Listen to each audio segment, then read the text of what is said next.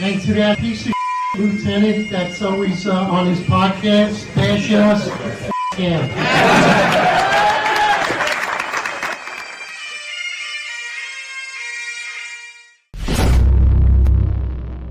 Attention to roll call. That's right. Good morning, everybody. 8:05 live Eastern time. And of course, it's Wednesday with the Finest Unfiltered. Good morning, everyone. Good morning, John. Good morning, Marlon. Good morning to the chat. See the chat's already moving.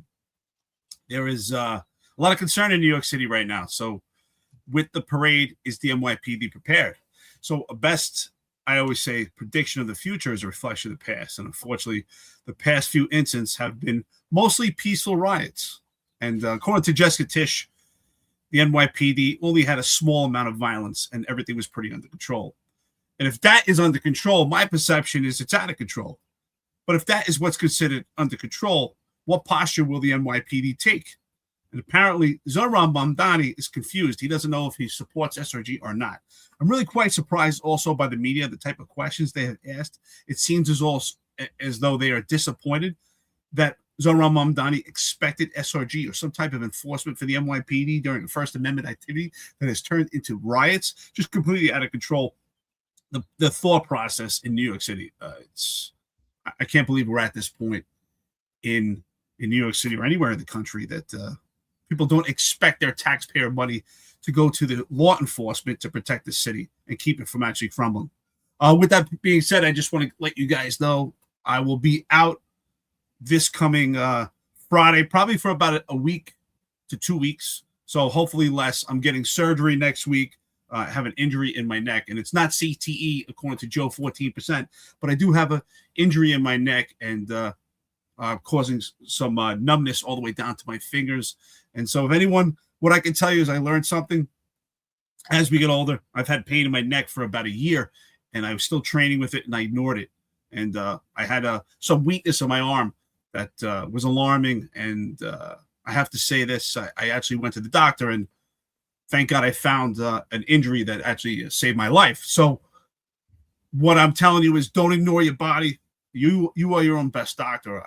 I never go to the doctor. So if you feel something, any pain, go to the doctor and check it out. So with that being said, good morning, everyone. It sucks I'll have to be out for about 2 weeks, but John and Marlon are going to hold down the fort, and we'll keep rocking. And as soon as I'm able and capable, I'll be back. And I'm sure I'll bounce back quick because, this is my therapy, and, I enjoy being here. So good morning, everybody. John, Marlon, let's get into it. John, what are your thoughts, brother? I mean, is the NYPD ready? Are they ready for this parade? Knicks, go Knicks. Yeah, so it's going to be the first Knicks parade ever. 1970, 1973, there were ceremonies, but they didn't have a ticker tape. So this is shaping up to be the largest parade ever in New York City history. I think the Yankees parade, the last one, I think they had about 3.5 million people attend. They're expecting anywhere between 5 to 7 million people attend this parade. So it's definitely going to be something for the ages. Obviously there's a lot of concern around New York City. The 5 games that the Knicks played in the finals, after every game, there were riots that ensued. There was a lot of violence that ensued. Of course it was downplayed, and of course there were celebrations that weren't violent. There were areas that weren't violent, but there were a lot of unacceptable things that happened in Midtown Manhattan that were expected to happen and allowed to happen. And, I understand everyone's concern around that. But when we talk about the parade, though, traditionally, we haven't seen real violence at many parades other than the Labor Day parade, right? Recently, we had a mass shooting at the Labor Day parade. That was completely downplayed. But we haven't seen that in Midtown, like down in Manhattan. This is going to obviously be from lower Manhattan. This parade is going to start down at Battery Park. It's going to work all the way up to City Hall along Broadway. And traditionally, we've never had a problem at any of these parades. It's earlier in the day, and I think that does play a factor into whether or not we'll see a lot of violence. But I think you're going to see a lot of youth acting up as we have seen at some other Yankee parades, right? It's of course, a lot of this moments of celebration is used as an excuse for violence. You'll have rival gangs throughout New York City. They'll go to parades such as the Labor Day Parade, and they'll use the chaos of the parade to shield them and go after rivals. So will that happen in New York? I don't know, because they've been setting up already since yesterday. They've been setting up, they're putting barriers in place already. There's going to be a lot of restrictions. Most of the restrictions that are going to happen aren't even out yet. Anyone that really wants to attend, if you want to attend tomorrow, you should probably be there about 600 in the morning, 6 o'clock in the morning if you want to see everything. I'm gonna head into the city tomorrow. I'll probably take the ferry in and then walk up. I'll probably just get over to Bowling Green, but I'm definitely not going there early. So I don't know how close I'm going to get there, because I'm telling you right now, I'm not headed into the city at 4:30 in the morning to be there for 6. Not happening, and then standing from 6 to 10, the parade's going to start. So there's a lot of things to discuss about this. Me personally, I do think there will be some bad actors there. I don't know overall that it'll be another shit show, though. And I hope it's not. I hope people are able to have fun. I hope that there's not a lot of violence. And because, again, there's going to be a lot of people in New York City.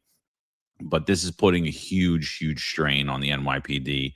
And on the next go around, I'll go into that further. What's up, Ma? Yo, morning everyone.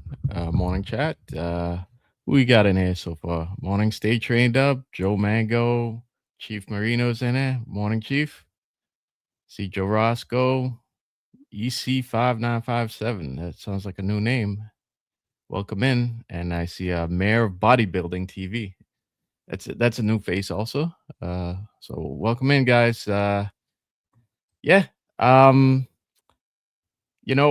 Keep in mind now that if the parade is going to be more than 3.5 million people, wait, what are we talking? 4.5 million, let's say.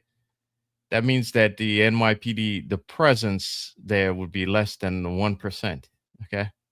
So, and that's at 33,000. And we know those numbers aren't accurate, and we know all those cops aren't going to be there. So let's say it's even 20,000 cops, right? That means that police presence there is 0.05%. So just something to think about, I honestly hope that they get help this time, because again, what's different, like I pointed out last show about this, is that we didn't just see the usual the usual rabble rousers there at the parade. You saw like parade was the riot rather after the Knicks won was pretty diverse. You saw all kinds of people who were just taking that opportunity to wild out. People, I'm sure, that don't even do that normally, to be honest with you, because they just caught one of the guys who destroyed the taxi, the taxi, and this guy is from Florida, So I think I hope that the job is more prepared this time, and again, there are people who, if things start wilding out, they're going to, take it as an opportunity to let all their frustrations out, I guess. But yeah, we got a lot to talk about besides that today, and I'm not sure we'll get to it all, but I'm good to go. Let's talk about what's advantageous and what's a drawback when it comes to this parade. So before, I just want to preface this with, we don't want violence. We're not saying, okay, the Knicks parade is going to be the byproduct of just out of control and chaos in New York City, and we're excited by it. And the NYPD can't handle it and it's a, aha, I told you so moment. That's not what we're saying here. I don't want violence. I don't want cops being put in vulnerable positions for their own safety, and I don't want residents of New York City being in vulnerable situations either. I don't want anyone to be at a public safety risk, but we have to talk about the realities. And the only way to actually make sure that the cops and the residents are safe by actually addressing the truth and by actually having a reflection, right? We often talk about a after-action review of what has happened on previous events. That's the key to that's a key element to success, right? Rob Lukash, my brother, how you doing? Finest Unfiltered family always talks about being a chief in special operations in the NYP, that an after-action review is necessary to overlook the events that took place in special operations event in the NYPD and see what was done right, what was done wrong, and learn from it. And the same thing should be here when we talk about these previous events that were violent. By saying it was just a small scale amount of violence doesn't address the real issues and actually leaves the cops more vulnerable. So what's advantageous here is that the parade is going to be early on it during the day, right? That's always an advantageous thing. Highly likely that there will be less alcohol involved, less people that are being chaotic and disorderly because of the time of day. But it doesn't make a difference if the cops aren't able to get a handle on it, because what is a drawback here, in my opinion, is the cops are dealing with extreme fatigue right now. The cops have been working every day. They have no days off. They're exhausted, which means their timing is not on point. The situational awareness has taken a hit. Their decision making is at a drawback when you're suffering from extreme fatigue. So the cops themselves are suffering from fatigue. The job, when I say the job, the whole job, the leadership, the entire job, the whole apparatus of it is suffering from fatigue because the job is just exhausted because of the diminished manpower and moving all these pieces around. So with the cops being exhausted, in my opinion, they're burning the candle on both ends. It really does hurt. So if they don't get a handle on this early, then it's not going to matter. It's not going to matter that it's happening during the day. So unless there's a good plan, and even with a good plan, having cops exhausted, working, burning the candle on both ends is a recipe for disaster. So in my opinion, the cops are not ready. The system is not ready. The NYPD leadership, in my opinion, I don't expect, I don't have much expectations on them. I'm sure I'll be disappointed again. What makes this any different from the instance we had before? If they could say that was a small amount of violence, why would they change anything? Why would they? So in my opinion, this could be pretty damn bad. John, what are your thoughts? I mean, look, I think that we're one of the best police departments in the world at hosting parades of this magnitude. So I think that even with a diminished, demoralized department that's being overworked, I think the NYPD has full capability to keep the parade getting off without issue. I mean, they've done it a ton of times already this year. I just hope that, honestly, the civilians that are running the New York City Police Department and putting together these details really just take their 2 cents out of it and rely on the professionals to do what they got to do. You know what I mean? Understand that just because you have a Harvard degree doesn't mean that you necessarily know how to put together a parade detail and what's best at that detail. I hope, I hope they take a lot of leadership lessons from, I think Ron and Rob talk about it often and Pete and Tom talk about it often, how, if you're a real leader, it's not that you know everything, that you're a savant in every aspect of everything that you're in charge of. No, it's that you know who is that savant and that you're supervising, that you could rely on to give you all that information. So I think there's still a lot of good people in the New York City Police Department. Obviously, the major riding concern before even the chaos is, I think, the counterterrorism deployment at the parade. I mean, this is going to be a huge mass gathering of individuals. It's a ticker tape parade, for those of you that don't know, is actually a First Amendment activity. And we have a mayor, Zohran Mamdani, who said he wanted to couple the department's counterterrorism resources from First Amendment activities. Very dangerous, reckless statement. Like I said, if in fact he ever does follow through with that, I believe that it is criminally reckless, and I believe that he will knowingly be reckless and negligent on his behalf. The city should be civilly, and those in charge should be criminally held liable for anything that should happen as a result of that. So, he kind of has backed off of, I won't say that he's backed off his stance as it concerns SRG, because, he said that he wanted to, Mamdani said he wanted to disband the strategic response group. And then they waited till game 5 after 4 nights of riots to actually preemptively deploy the strategic response group. They went around the protest settlement agreement, like we said that they have the ability to do. So they finally listened and deployed them ahead of time. But still, the deployment was improper of how they deployed those units and how they deployed the rest of the cops and what their frozen zones were and weren't. So it was a real inept response from the leadership of the NYPD. So Mondani was recently asked about this. I think it was Josie Schraman, and this video comes in by the way of Timmy Facciola. And he's asked about if the police department's response to these 5 nights of protest was proper, especially on the 5th night, seeing that they preemptively deployed the strategic response group and mounted the unit that he said he was going to do away with because he didn't believe that they should be at First Amendment activities. Now, the media really doesn't get this right when they ask the question, and there's a lot of other questions that need to be asked, in my opinion. But listen to his response. He's like, I said it a lot before he came in, after he won the election, and during. I said, you're going to see him shift, and you're going to see that he's just a tired old Democrat. Like, you're going to see that he's going to do the same exact thing that Bill de Blasio and Eric Adams did. They ran on reforming the NYPD. And then when they get in, they're going to make a couple of mistakes right away. And then they're going to get hammered that they have no idea what they're doing in public safety. And they're going to back off those stances and ride the NYPD's coattails the rest of the way, and then pretend to be the public safety mayor. And I think that's what you're witnessing here. Listen to Zohran Mondani when he gets asked about was the deployment of the strategic response group proper? All right. All your questions. Let's start with Josie right here in the front, and you can just wait.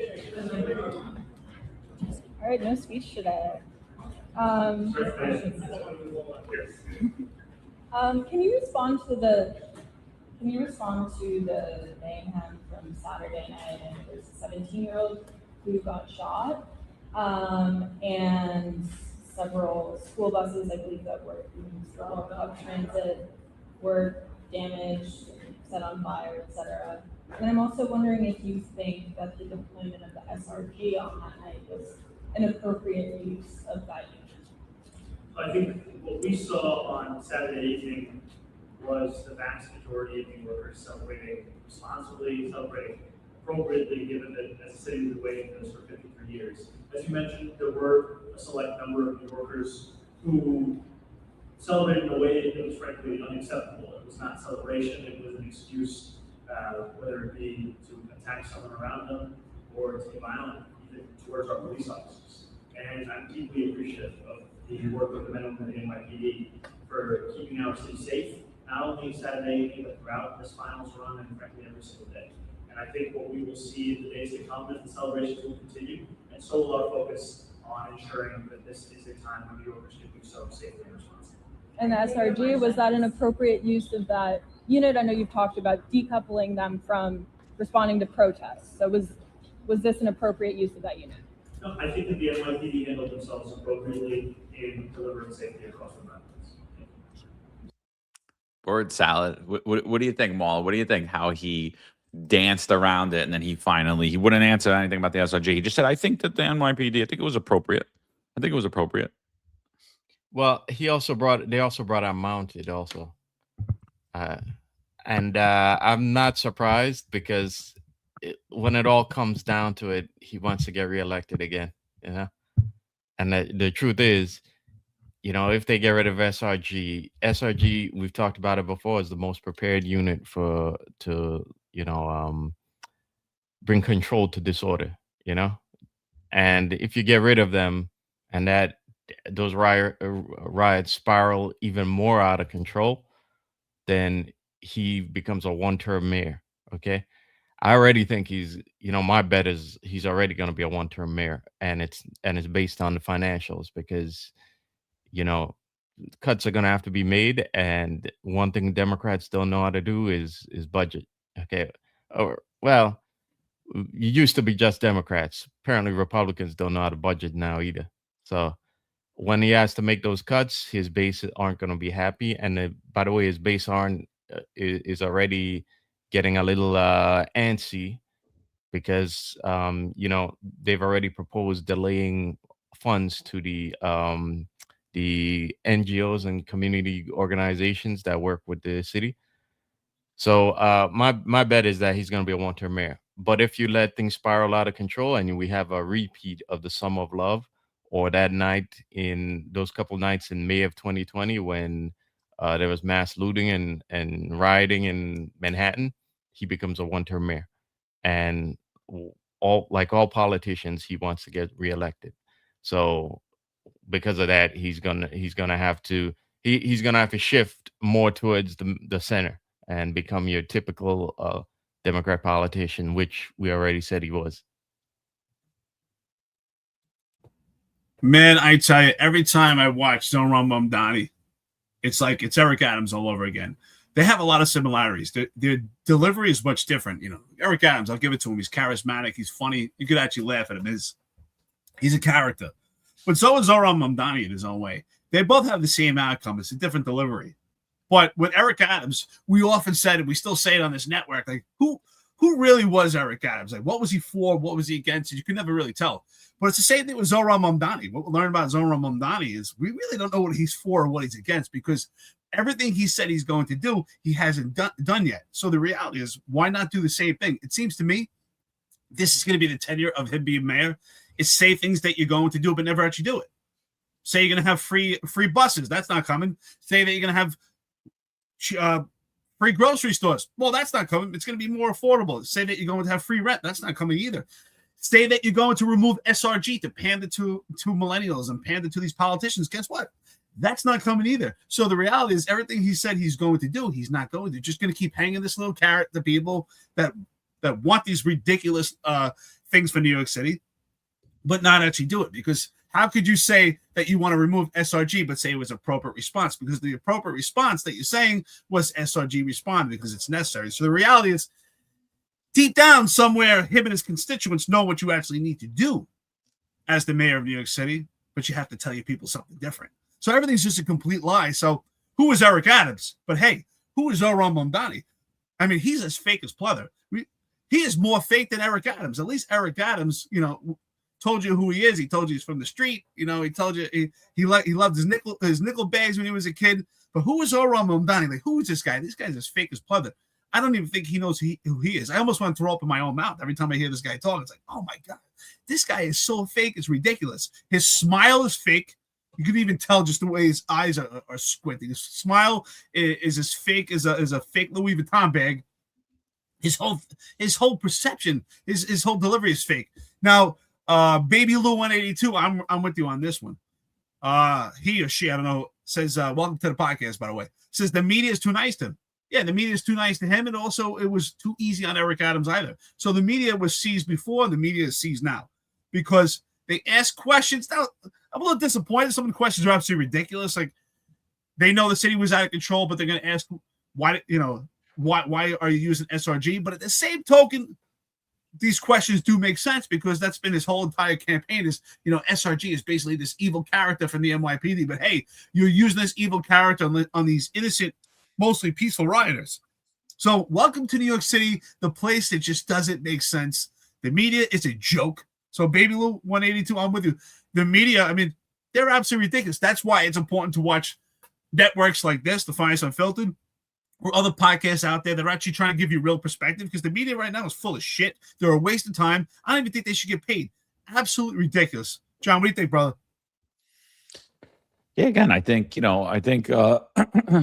one, I think for every municipal worker in the city right now, I think you should be infuriated to think that your unions are gonna allow this mayor to defer your pension payments and weaken all your pension funds. I think, and the reason I think so that is because when I look at the money they spend on public safety, and it does nothing to improve public safety, it infuriates me, because we're gonna, in 2027, you're gonna spend about $1 billion on NYPD alternatives, on violence interrupters, and this Department of Community Safety. And are they anywhere involved in planning this parade, in securing this parade? Eric Adams had told you in 21 when he was running that he was going to use civilians to police the parades. We didn't need cops for that. We didn't need cops for that. Imagine how that would have worked out. Zoran Mamdani is basically saying, well, you don't need counterterrorism cops at parades. Does anybody believe that? I think, I think that's the overriding real fear that should be here at this parade is there a possibility of a terrorist attack? And I think every day in New York City there is, but especially when you're going to have millions of people from every borough, from all over New Jersey, from other states flood in, from Connecticut, from people are going to come from everywhere to watch this parade. So I think that's going to be a big problem. The other thing that, really not being talked about and will not be addressed in the media other than here is how NYPD cops are being overworked. And, I know you alluded to it earlier. So June's always a heavy month for cops, right? We have a ton of parades coming in the month, in the month of June. It's parade after parade, Puerto Rican Day Parade, Pride Parade, Mermaid Parade. All these events happen in June where cops are working a lot more hours and they're working their days off than they traditionally do for most parts of the year, right? And that's kind of true throughout the entire summer, all the way until you get to fall. So right now, we've already seen that cops have had their RDOs stopped for game 5, right? What RDOs are their regular days off. So it said, all right, you if you're off, you're coming in, you're working. And they're probably getting 12 hours a clip. Traditionally, the overtime cap is 40 hours a month. You're only allowed to do 40 hours a month. For this month, they already raised the cap to 75 hours a month. And most cops, I don't want to say most cops, but a lot of cops are already at that 75-hour mark or over it. So now for the Knicks parade, their regular days off again have been suspended. They've been suspended for patrol, for transit, for housing. So you have all of those cops now coming in, and you definitely have guys that are either at or near that cap. And you can't go over it. You can't go over it. So they're like, what do you want me to do? I'm already over. We'll take it in time. And I'm going to advise everyone here right now. Absolutely. If you're in patrol, you're in transit, and you're housing, and you take it in time, there's something really wrong with you. There's something wrong with you. Like you didn't ask to do that detail. No, you take that money in cash. You put that extra money into your pension. What are they going to do? Transfer you to a different transit district or transfer you to a different precinct? Come on. So if they ordered you overtime, knowing that you would pass the cap, document where you informed your ICO, and that's it. Leave it alone. Inform your sergeant, inform your lieutenant, your platoon commander, and inform your ICO and document it. I informed them that I was over the cap, and they gave me the detail. That is it. End of story. It's not up to you. Yeah, it's up to them to understand, and they know who's at the cap and who's over the cap already. So but just to cover yourself. So there's that. So we're pulling this trick out again where there's no RDOs. Now we have the World Cup on top of all the craziness around the Knicks, right? So that whole Knicks added this whole new element on, but now the World Cup has added this whole new element on. And soccer fans have been pretty they haven't been that peaceful in New York City. I've seen a lot of stuff happening in Times Square and a lot of other places where rival soccer teams are fighting each other. Soccer fans, excuse me, not teams, where they're brawling with each other. So that whole element's there. And I'm being told that most of these guys already who are over 75 hours, even this weekend, they're being ordered in again. They're being ordered in on Father's Day. And I think what you're going to see throughout all of June is you're going to see just the last thing that the NYPD has at this point. It's like almost desperation with manpower. And it's really exposing how little manpower they actually have. And what they're going to do is just continue to remove regular days off from cops and order people in on their days off when they're off. And for overtime, and then have people who are working come in 3 hours earlier and stay 3 hours later. And so I think there's going to be a ginormous amount of overtime this month, probably the biggest overtime month ever in the history of the NYPD. And I don't know that that'll get actually reported in the media, but that's what it's going to be. And what does that look like now, having to man this parade, being tired, and still having a lot of days left in the month?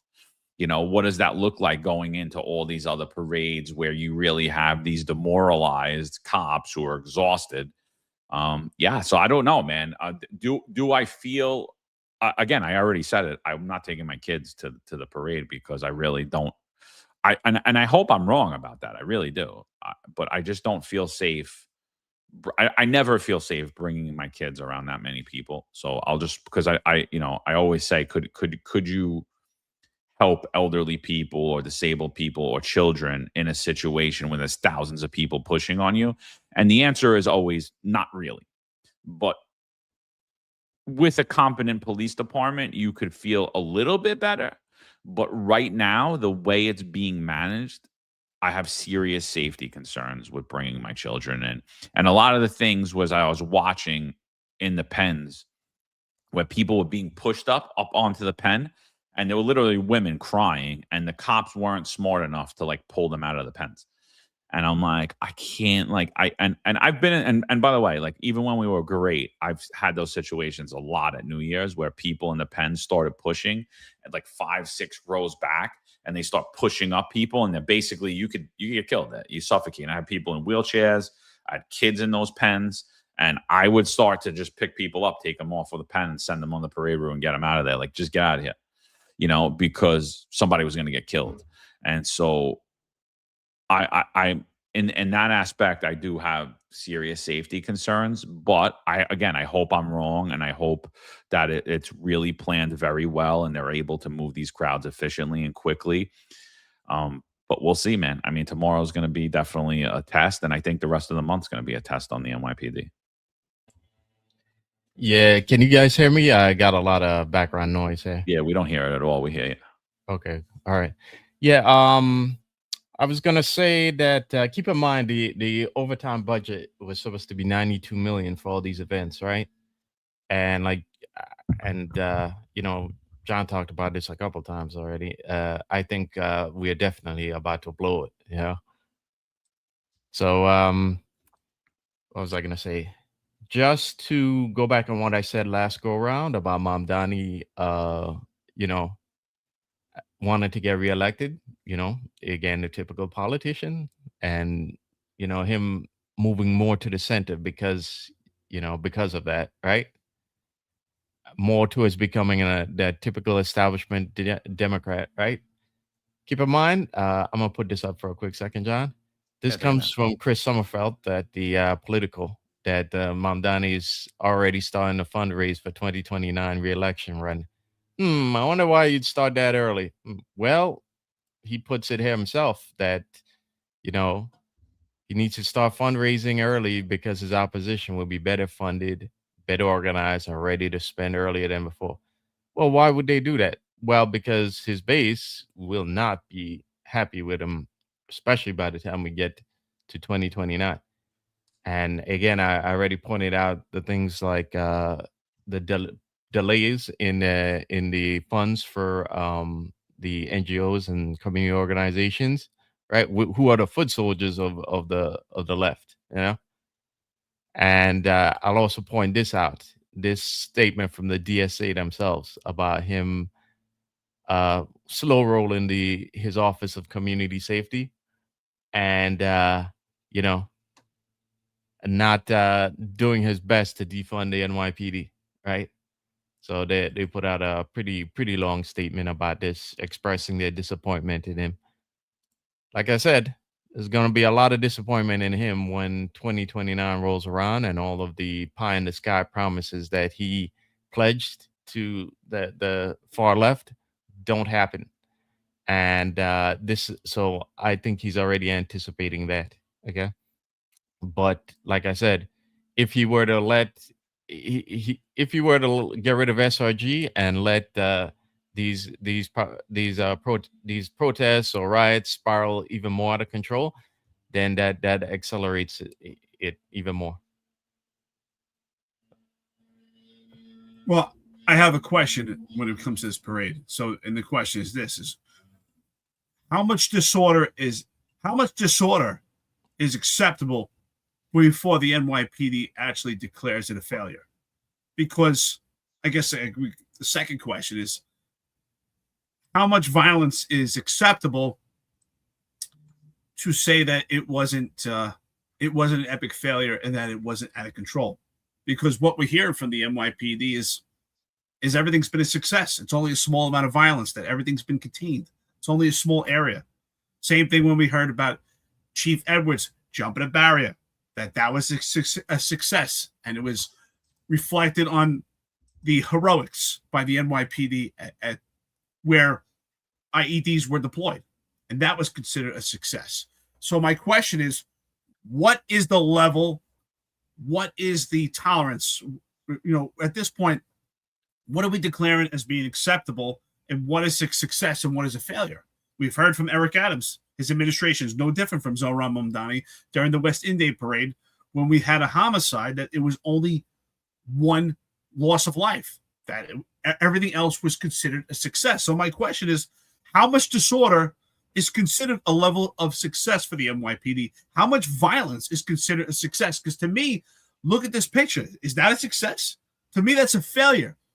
So what, and I think ultimately that's the question, is what is the level of chaos? Because this is chaos to me. This is total pandemonium that is acceptable for the NYPD in New York City. At what point does the NYPD say it's not a success? I mean, is it always going to be a success because everything's relative? I mean, if we lost, God forbid, figuratively speaking, rhetorically speaking, when the Knicks parade comes, if we lose the entire borough, it's out of control, the whole borough looks like this, are they going to say it's a success? All other 4 boroughs successfully had no violence, just one borough? If it spreads to 2 boroughs and it's Manhattan and the Bronx, well, it was successful. It was just Manhattan and the Bronx. The other 3 boroughs did extremely well. And if we lose the entire city, they can say, well, it's success. It's a success because it didn't spread to Long Island and didn't bother the union members. It didn't spread upstate. So the reality is, what they're doing is they're giving this line, this rhetoric, that everything's acceptable because it's relative. It was relatively small. And as I said before, how much are we going to tolerate and say it's success? When will the NYPD actually put up a flag by the upper echelon and say, hey, we failed. We need to go back to the drawing board. Or are we just going to go continue to put on a fake smile like Zohran Mamdani? Because that smile, I want to rip it off his face, is absolutely ridiculous. And yes, he is losing his base because he's still trying to defund the NYPD whilst trying to balance it a little bit, not lose the city completely and slowly just deteriorate from it, which is what we said from Eric Adams. It's the same thing. But look at that. Is that relatively small? John, what are your thoughts? Yeah, man. I think there's a lot of factors at play after the game. Like I said, I think the time of day, I think the fact that nobody's at work, I think there's a lot more room for bad actors, and there's a lot more room for things to go bad at night in the city as opposed to in the day when businesses are operating. I feel like the mood changes a little bit when the sun goes down in New York City. I feel like, like the wolves come out at night almost, So I think they have that on their side. Like, the city's pretty dense. So I would hope that this wouldn't be an issue. They're bringing guys in. They're starting some guys at like 0200 in the morning. So starting at 0200 in the morning tonight, they're going to be towing cars, getting the streets ready, getting the barriers ready. Some guys are coming in 0300, 0330. So I think they're over preparing. So I don't know that we'll see something like this again, especially, well, not again, but not during the parade. But I mean, I understand people's concerns about it. I'm concerned about it myself. And again, it's not the rank and file, and it's not even the mid-level management on the ground that I'm really concerned with the planning from up top. Like I said, I don't think that these are hard things to do. It's basically been plug and play. If you just follow what we've been doing at these parades for the last 20 years, and I'm not saying what we started doing under de Blasio and what you guys did under Eric Adams.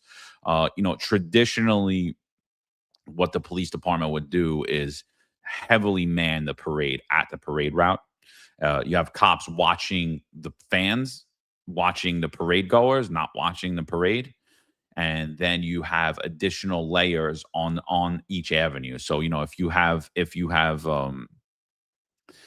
if you have the parade route in this case is on Broadway, then you would have up on the North Avenue and up on the South Avenue, you'd also have other details in there controlling those avenues as well, controlling access down to the parade, and so you have the ability to get emergency vehicles in and out, and you have the ability to rush more personnel like mobile field forces if you need them to go there to quell anything that pops up in any of those areas.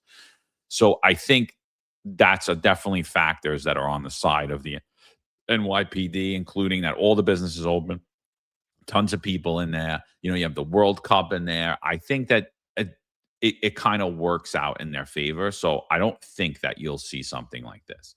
But is there room for people to get trampled, people to rush the parade route? Yeah, those are definitely concerns, and they should be heavy concerns. And I said something on the last go around. I said that they moved the cap to 70 hours a month. I just got notified that the cap actually just got pushed up to 83 hours a month. So, and they're saying you can't go over 83 hours a month, but you also can't schedule yourself for these details either. You have supervisors scheduling you. So, like I said, if you're close to or at that cap, you really have to document that. You have to let everyone know, like, look, I'm over the cap. I'm not saying I don't want to go there. I'm 100% go there. But what do you want me to do? And it's happened to me, dude. It's 100% happened to me. I think I was at 100 hours one month, and I got notified to do an RDO New Year's, and I'm like, look, I'll do it, but I'm gonna blow the cap out, dude. Like I'm already way over. Like they're gonna flip out when they see this. And sure enough, I got my ass chewed, even though it wasn't me.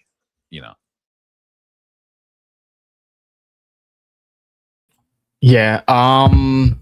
I like how they always threaten you, like with these, don't go over the cap, as though it's a lot of it is like you said, it's you getting scheduled to schedule that overtime. They talk to you as though it's your fault.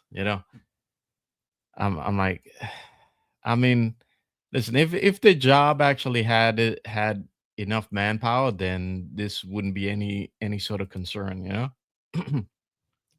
But anyway, just to go back to what you said, uh, I'm gonna have to disagree with you that about time of day. I'm not sure time of day plays any part into this. I mean, don't get me wrong, the alcohol, and I mean the fact that it's night and there are a lot of guys who they're not working there. Sure, a little bit, but I think what plays a larger part in it is the euphoria, the collective euphoria that these guys have at like a think of it, everybody's celebrating. This is the first of its, first victory of the first championship for the Knicks in like 50 something years. A lot of again, I think they dispelled a lot of the 90s, the bad juju from the 90s, and all those times in the 90s where we got close and Jordan, wiped away those chances, and then 99 with the Spurs again.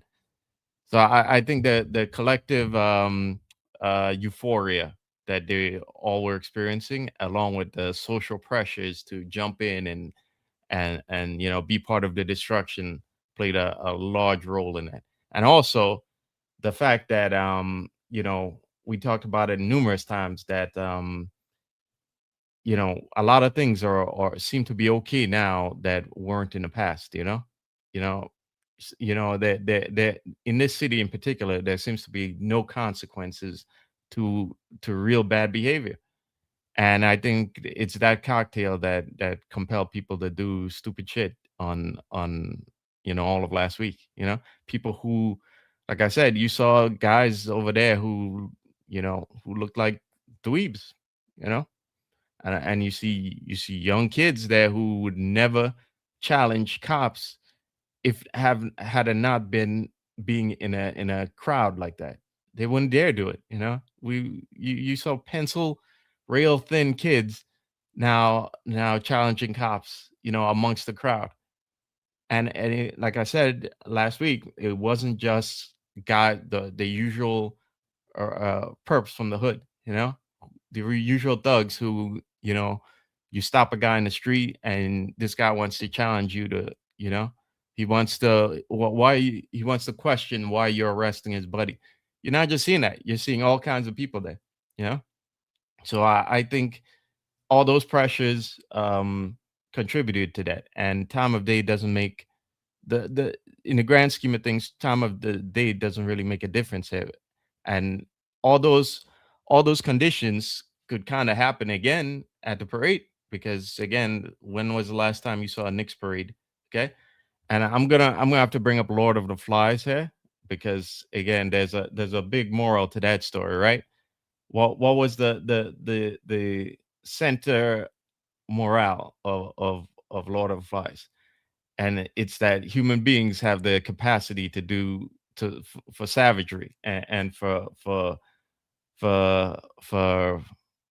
stupid shit when the rules of civil society no longer exist. And when you have a society like New York City where um where there seems to be less consequences for bad behavior, I think you're already on the road to that, and combined with the social pressures and collective euphoria, there you got those same conditions to happen regardless of what time of day it is.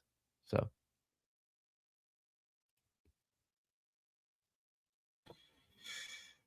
Well, I say, I say at this point, unfortunately, and I don't want to sound like a Debbie Downer, but as I always say, right, I was a history major in college. That was my degree. And what you learn in history is the best prediction of the future is a reflection of the past. And the reflection of the past instance with Knicks games has been just complete chaos. And the NYPD was prepared. They had 900 officers present when it came to Bryant Park. So what would make this any different? In my opinion, this could be actually worse, because I think it's like dogs, right? Once they start to see blood, their teeth start to sink in. And I think the same thing is kind of here. It can make that analogy that people have saw blood, not necessarily blood, but they saw the response from the NYPD, and this response was innate. So some of those same actors are going to be present at the parade. What I do see to change, and this is where excuse me, rhetorically speaking, and what I foresee and foreshadow is that the NYPD will sell this as a success, because if it goes well and there's no violence or chaos does not erupt at the parade because of the time of day, and it starts to erupt at night, and groups that are kind of separated from the Knicks games, it's easy for the NYPD to say, hey, in the response and the surrounding areas from the Knicks game were a success. The violence that we had at night is completely unrelated. That's where I think they're going to go. Do I have a crystal ball? No, but I worked in the NYPD almost 20 years. I've been watching from a distance, almost 4 years doing this podcast, doing the network, and I've seen the trickery by the upper echelon. I've seen what Jessica Tisch is capable of. I've seen her gaslight the entire city, gaslight the media, and why would this be any different? So that's what I'm going to say right now. Here is my prediction. My prediction is that the parade will be under control, partly because time of day, but as it starts to dissipate and it starts to relocate and move, that's where things are going to erupt. And I think it's going to be worse than what we've seen before. And I think that the NYPD is going to sell it, that it's a success, and that any violence that happens post the parade will be unrelated. That's what I foresee. I don't want that to happen. I want the cops to be safe, but these cops are exhausted right now. They're burning the candle at both ends. Their decision making, their timing is not right, and the leadership is out of control. I don't know what type of plan they have.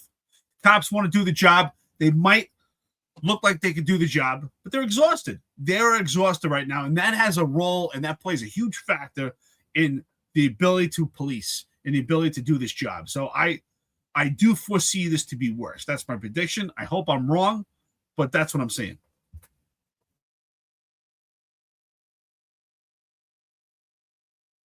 Oh, you're muted, John. We got one. You know what? I don't know that it's going to be worse, but I definitely do agree with you, Marlon. You're right. Like the daytime, if alcohol and drugs get involved, you could replicate what happened that night. But again, I think the density plays a part, and I think, I think that humans are have pack mentality. A lot of humans, because I think like I said, I think most people are sheep, and they just follow the pack. So if most people are going to work that day and don't want to be bothered, and they're out in the street, and somebody acts up, and everybody's like, everybody else will give that like same Karen attitude, like this is unacceptable. We don't want this. And I think the pack stays okay. If the pack is filled with drunk kids looking to cause chaos, then I think we got a big problem. You know what I mean? Then I think, yeah, it could be a big problem. Will the parade route be secured is my question. Like, and I say yes, it will be.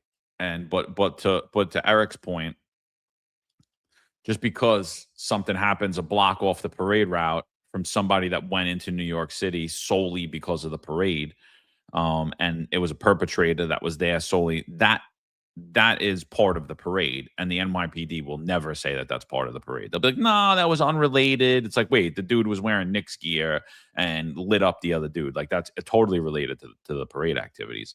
So I think, like, obviously, I don't want to ever see loss of life for nonsense, because this is all nonsense. I mean, dude, it's rival teams, bro. I've played sports my whole life. I've lost a lot of games. I've won a lot of games. Like, I had no hard feelings for the people after the game. During the game, yeah, you're my worst enemy. After the game, we're friends. We hang out. You know what I mean? And that includes fighting people in boxing matches and everything else. Like, you know what I mean?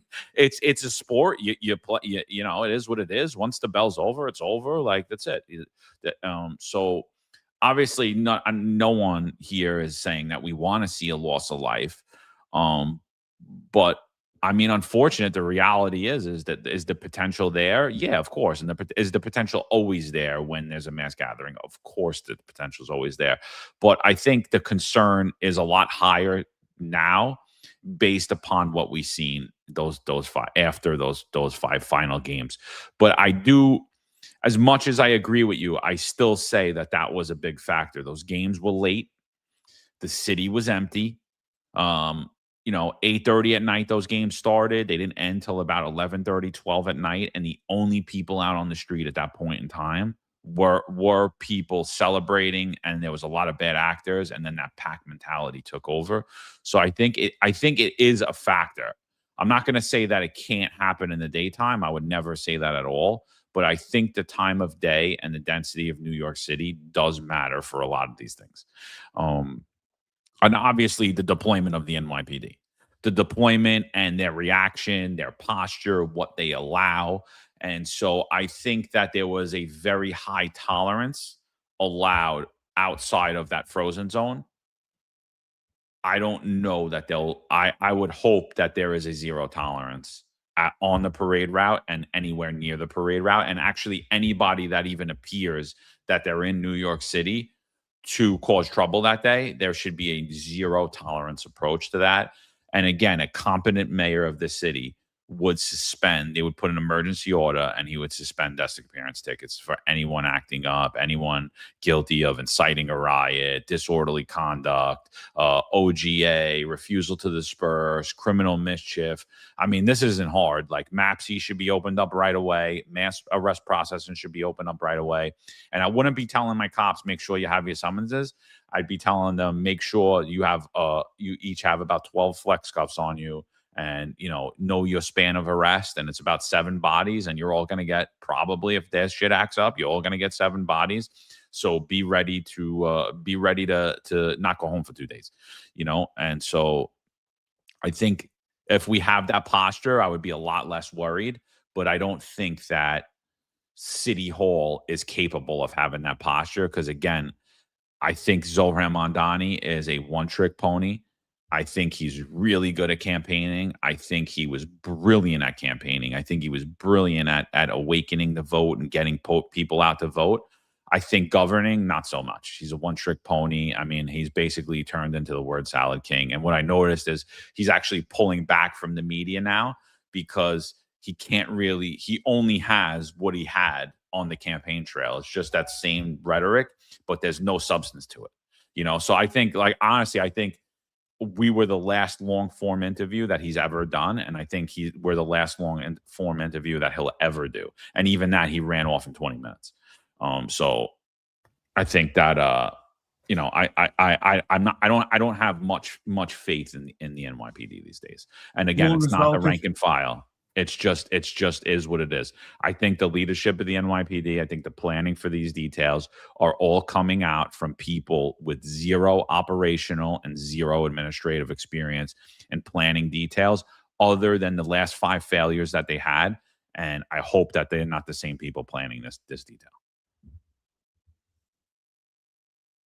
Well, I kind of wonder if Tish's own ego is would prevent her from, like asking the state to send some troopers down here, because again, I think her wanting to be PC is a vanity project, and I think she wants to look like, we talked a lot of times about the perception management that goes on with her and the media, and how she exerts her influence over the newspapers like the Post in order for them to, stay on the dole and write nice things about her, make her out to be like the greatest PC or something, So I kind of think that I kind of wonder if it's part of it is her ego that would prevent them from calling for help, What was I gonna say? About what you said about Mamdani, I think Mamdani won because he's brilliant at marketing, and he had people behind him who make fantastic commercials. Who, they're great at marketing, but you can't be the mayor and run off marketing. You can't just have great, nice commercials that are and you can't just run off commercials, which he by the way is still doing with those pieces he does and puts up on social media. But I've already said also that I think he's a figurehead, and I don't think he's running anything because he's very inexperienced. Okay, I think again he's taking the advice of people behind him like Dean Foulahan and some of the other more experienced lifelong government administrators that work for him, and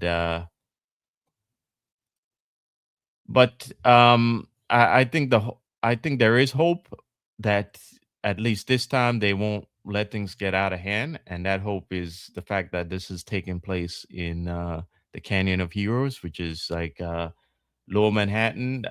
We're talking Lower Broadway in the financial district in Manhattan, and that entire area makes up 8.4% of the tax revenue in the city. We're talking a lot of Wall Street. We're talking the securities industry, a lot of corporations down here, right? And I think it would look especially bad considering a lot of them are already looking at parts of South Florida and Texas, in particular Dallas, to move their personnel to, or at least a portion of the personnel. I think it would look especially bad if this area turns into a repeat of Saturday night. And especially considering, like, remember, these businesses also have to attract young workers to their firms. And I think the last thing one of their young workers would need to see is a Lower Manhattan on fire and rioting, to want to move to New York City and work in these places. I mean, the city's already gaining a reputation for being unsafe right now, especially when it comes to the subway, right? So I think this is the last thing that businesses want there. And I think Mamdani himself, I think he's a figurehead, but I think the people that work for him and are giving him advice are smart enough to know that. So I think that's the hope there that this we won't get a repeat of Saturday, because they just can't let that happen this time, Yeah, listen, before I give my thoughts, I think this is some great perspective, and I want to give some extensive thoughts on this one. John, I'll let you go to our sponsors, brother, before I give my thoughts on this one. Yeah, sure, absolutely. Did you guys see that JD Vance was he was at what's it called? He was on The View this week. He went into the Lions then. I didn't get a chance to watch it yet, though. I didn't see it either. Yeah, I didn't get a chance to watch it, but I thought that was telling of a lot of things. You know, that he was willing to go on there and he did that. So, all right, it's time for a message from our partners over at CalSheet. The 2026 primaries are taking shape, and you can trade the biggest political races on CalSheet. On CalSheet, you can trade major primary election outcomes and the biggest political storylines as they happen. Will J.D. Vance be the winner of the 2028 presidential election? Right now, Vance is currently trading at 16%, meaning a $500 trade would pay out $2,951.45 if he wins the election. On Kalshi, you're trading against peers in a live market, meaning there's no house. And as the probability changes, you can buy in and out of your position. For a limited time, download the Kalshi app and use code FINEST to get $10 when you trade 10. KALSHI. Kalshi. Trade on anything. 18 plus only. Restrictions and eligibility requirements apply. Event contract trading involves risk and may not be suitable for all investors. Prices, values, and available markets may differ from those mentioned. For more information, see Kalshi.com/regulatory. Let's talk about crowd psychology. So my thoughts are kind of reflect on what you're talking about, Marlon. So Marlon says, there's a bunch of dweebs in the crowd and they're acting out. You're absolutely right. Here's the reason why. Because crowd psychology is really important. And so most of the people in a crowd are actually good people. And they're there for good reasons. And surprisingly enough, yeah, I know. You look at this, you're like, what are you talking about, right? You look at what about him? Fire in the background, right? But when you think about crowd psychology, the NYPD was the GOAT of policing, was the best at controlling crowds. Why? Because the cops at a big event, especially like POTUS detail, which stands for President of the United States, John Marlon, if you remember, anytime that we worked a parade route, you would face the opposite side. Remember, you wouldn't actually face the parade. You'd be facing the people. Why? Because you were making observations, right? You were always taught to canvass and watch. So because it's part of crowd psychology, you weren't necessarily looking for a crime, but you were looking for indicators that were kind of obtuse, that would stick out, that didn't fit the baseline of what's happening in that crowd. And then you could pick people out and you would tell people like, oh, get off that stanchion. Don't do that. Don't do this. You would actually give direction. And that's one thing we don't see. We don't see cops giving any direction. Why? One, because of the protest settlement. One, because they got a guy out there who's got a bullhorn halfway down his own throat. His name is Timmy Boudet, giving out ridiculous orders. We have weak upper echelon, and we have cops that just are blatantly confused, maybe because they just don't qualify to be cops. And it's also because we have weak leadership, and we have no training and no direction. Partly, listen, there is a big part. We don't have the right people doing cops on a whole. There are plenty of outliers. There's plenty of guys right now strapped on their boots. They're full of testosterone, and or women that are alpha females, and they want to be cops. But there's a lot of them that have no place on it. Like, I was at the doctor's office yesterday, and I was like, wow. I didn't want to really get into it with the nurse practitioner. I was talking about the nurse practitioner doing pre-op for my surgery. And she's like, oh, you know what's interesting? I know this one kid. Yeah, he became he went to California Highway Patrol, and I was so shocked. He is a kid I never thought would become a cop. He doesn't fit the mold for it. Then she goes, oh, I know this other kid from Bangladesh. He's part Indian. He became a cop in LAPD, and he doesn't strike me as someone to become a cop. And I didn't really want to get into it. I'm like, well, that's because they're hiring people that you would never think would be cops because of this whole DEI movement. So a lot of that happens also. We have cops there that are don't fit the mold. They're not there to do analyzation when it comes to crowd psychology. They're not looking for potential perpetrators. I think the training is absolutely terrible. These cops don't know what they're looking for. The upper echelon is extremely weak. We have a guy with a bullhorn down his throat, not giving real direction. The cops aren't giving direction. Everyone is not in the game, right? You got a pile of dirt. Not everyone is picking up some dirt to throw it in the hole. Not everyone has a shovel in their hand. So crowd psychology is really important because most people in the crowd are pretty good. But when we have bad actors, they start to influence everyone else in the crowd. And that's what happened with this chaos. You saw some dweebs in the crowd, as Marlon would say, who were influenced by others and saw, wow, the NYPD is not going to do anything. I can actually act out right now. And I can reach down and see the balls that I never had and actually have a little fun here because there's bad actors here that are influencing everyone else. So while I agree with you guys, there's a potential because it's during the day, not that much crowd psychology with that type of influence. The NYPD seems to have a huge presence starting at 2 in the morning. So that might be under control, but that's my point. I do think that this is going to break up into huge pockets throughout the city, especially Manhattan, and be disastrous. Will they try to do their best for downtown? Absolutely. Marlon's spot on. That's the economic wheel of the entire city. There's a lot of money down there. Most of the people don't live down there, but the people that do live down there towards Battery Park, things like that, are extremely affluent. And they don't want anything to happen to that neighborhood, but that's also the financial capital of the world. There's a lot of money there. So I do think that's part of it. But I do think my prediction, I foreshadow that pockets will break out and it's going to be worse than what we saw before. And the NYPD will sell it and gaslight and say it's unrelated to what happened at the parade and it just happens to be violence. That's my prediction. And it's because of crowd psychology. Yeah, I don't think so. Like, I can't see them giving the whole parade route up and buses being burned and taxis. I do think, I would agree that there might be a lot of violence that day throughout the city, in other pockets. And then as this whole thing disperses, but I'm going to be hopeful and faithful that they learned from the last 5 failures, and they don't allow that to happen again. So I don't think so. I think on the parade route, you should see a relatively peaceful day. I hope. That's my prediction. I mean, I hope. But I don't know. And 100% there'll be bad actors there. 100% there's going to be some arrest there. I do think they'll have more of a no tolerance posture setting into that day. And like I said, just to go back on the overtime again, like I like the budget for this. I think the budget's already gone. I think we already blew out the budget. I think the budget's already been blown out for what was planned. They never plan accordingly for what the overtime that's going to be allotted. And I think we're already past what they allotted already. And I think it's going to go a lot higher in these next 17 days just for the month of June. And then when we get into July, there's going to be a whole new list of issues to get there. And to me, again, I think when you look at what Marlon brought up about Mondani, how he's already starting to campaign and fundraise.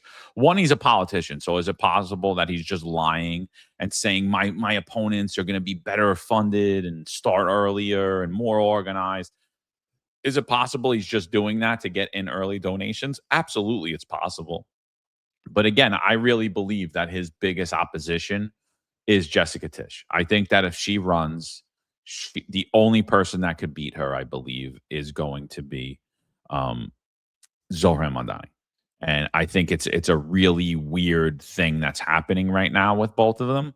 But I do think she is looking for a political run. And I think that's why the media has been very, very, very silent about a lot of the things that are happening. And there's been a lot less scrutiny on the mayor than I think there would have been on any other mayor, including Eric Adams. And I thought they were giving Eric Adams layups, but they would have went after him about a lot of things. And I don't think that that Mondani's treated the same way.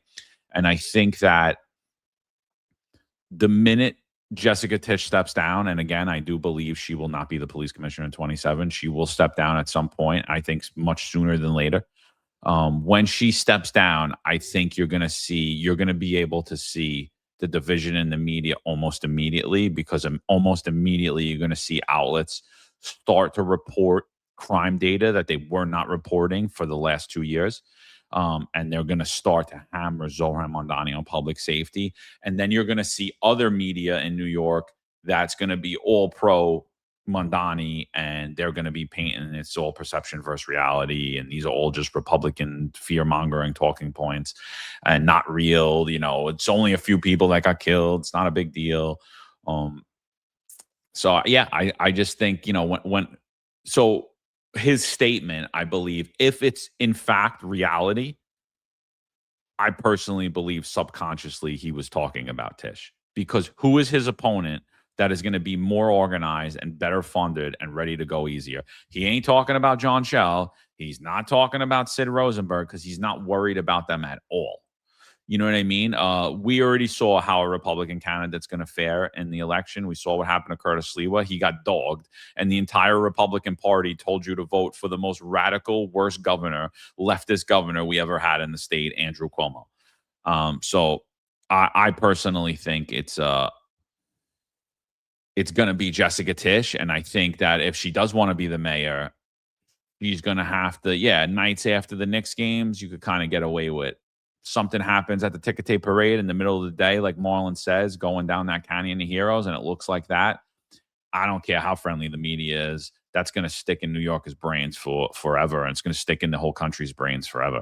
It's going to be like, wow, you were the police commissioner, and that happened. So I think you're going to see a much different posture at that event. Yeah, but I have to agree with Eric. Even if they clamp down on security at the parade, you gotta, do they have enough cops for, say, the subway? Or do they have enough cops for the the hubs in the outer boroughs where the people are going to be getting on those trains to get to the parade itself? I don't know, but I'm agreeing with Eric here that the city's gonna downplay that. In terms of Tish running against Mamdani, I agree. I agree with that. I think it's very possible, especially since we talked about it before. Tish's family is very heavily connected to Donald Trump and the entire network. And I'm referring to the mega mafia. You guys are gonna have to look that up again because that's a long rabbit hole to go down again. But you have Google. Look up mega mafia and Roy Cohen, and you'll see all those connections to Tish's grandfather, Lawrence Tish, right? So I think if Tish were to get in there, she'd definitely be more favorable for for Trump, even though I think that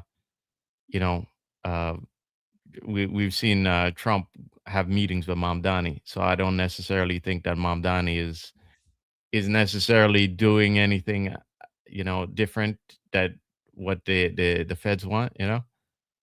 But I just think though that there is a campaign going on to, we disagree with a lot of things that Mamdani is, and we told you last go around.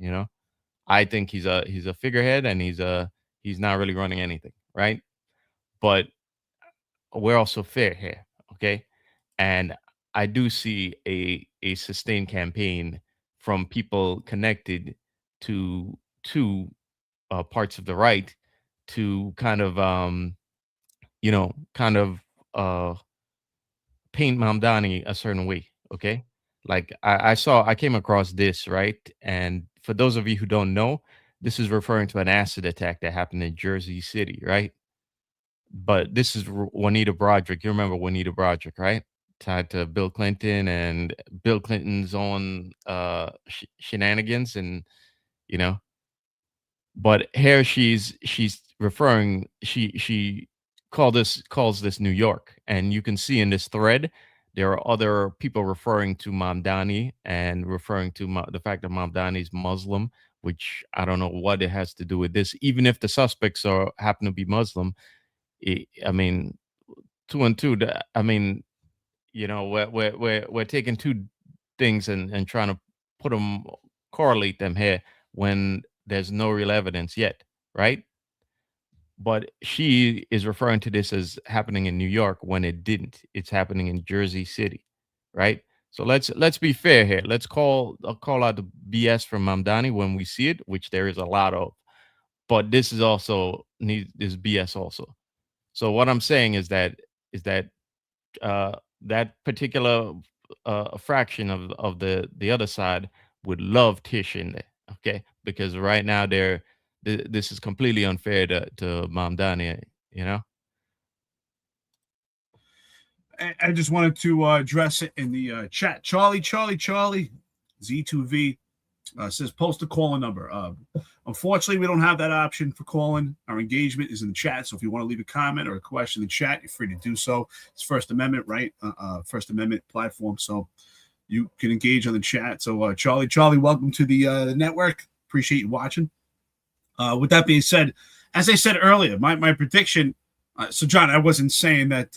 I do think the parade will be pretty amicable. I think that what I'm concerned about, and this is where I think it's going to be worse. I think it's going to break off and just be displaced into the city, and I think this will be actually worse than before. Because my prediction is it's going to break off into various groups throughout the city and won't be manageable because they're going to have such a huge presence and such a huge focus on downtown that we're not going to be prepared. And I say we, the NYPD in the city, is not going to be prepared for what's going to happen outside those areas. As I said before, crowd psychology. During the day, crowd psychology, emotions are different. During the day, it's a different type of crowd. Will there be bad actors? Might not be enough bad actors to influence the good people there to get that crowd psychology. And that's why I was talking about crowd psychology. I think the parade itself will be pretty manageable. But what is going to break off as the night starts to dawn and emotions are running high, and the bad actors start to spread, and these groups start to be displaced and start to get large pockets of groups in different areas and throughout different boroughs. And as Marlon said, as they start to be transient, if they're moving by subway, if they're moving by foot, that's where I see the problems are going to be. And I foresee that it's actually going to be worse than before. I think there's going to be a lot of violence, and I think it's going to break off in different groups. Questions, could the NYPD handle it with such a huge presence and focus at the parade with cops that are exhausted, working day in and day out with no days off, no time off, very little sleep. They're exhausted. That's a huge problem of policing. You do need your rest, right? For situational awareness and decision-making and timing, you need to have your rest. You need to not be fatigued. Fatigue is a major factor when it comes to policing. And it comes to, the leadership already is fatigued. They're fatigued because it's exhausting lying about how to police, putting on this fake posture. It's exhausting, and pretending that they're actually doing a job. That's exhausting also. But the cops themselves are physically and mentally just worn down, burning the candle on both ends. So if this starts to break up into groups, which I foresee it will, I think it's going to be a disaster. It's going to be a disaster, really hard for the cops to maintain. Again, they're also confused about how much action they should take, when to take action, because of the protest element, because of the weak leadership of the job. That hinders them. From the times when we were on the job, we felt that we had support, that we could take action immediately. We had that mental support mindset behind us. They don't have that. And there are outliers out there who could do the job, but without support, they can't do it. As we often say, being led by sheep. So I just want to clarify that I do think the parade itself will be manageable. I think time of day is important, right? Back when we were on the job, I do fill out a stop question, possibly frisk report. That was one of the questions, right? Time of day, right? That is a factor when you're making observations for burglaries, particular crimes, or perpetrators themselves or potential perpetrators. Time of day is huge. I do think that day does have a factor in emotions. I think emotions run higher at night, and people also find themselves they feel they can conceal themselves more at night, disguise themselves, and be more anonymous. And that's part of crowd psychology. Even good people start to dissipate into those crowds because they feel that they could get away with things and be anonymous. And that's why these crowds feed off each other. So I'm concerned for the cops at night. I think the night's going to be a disaster. And will the NYPD say it's unrelated? Yes. How do we know that? Same thing happened on July 4th, where Jessica Tisch told the public that everything was relatively safe. It was pretty peaceful. Turns out there was a few homicides after midnight. In my opinion, that was related to July 4th. It was still connected.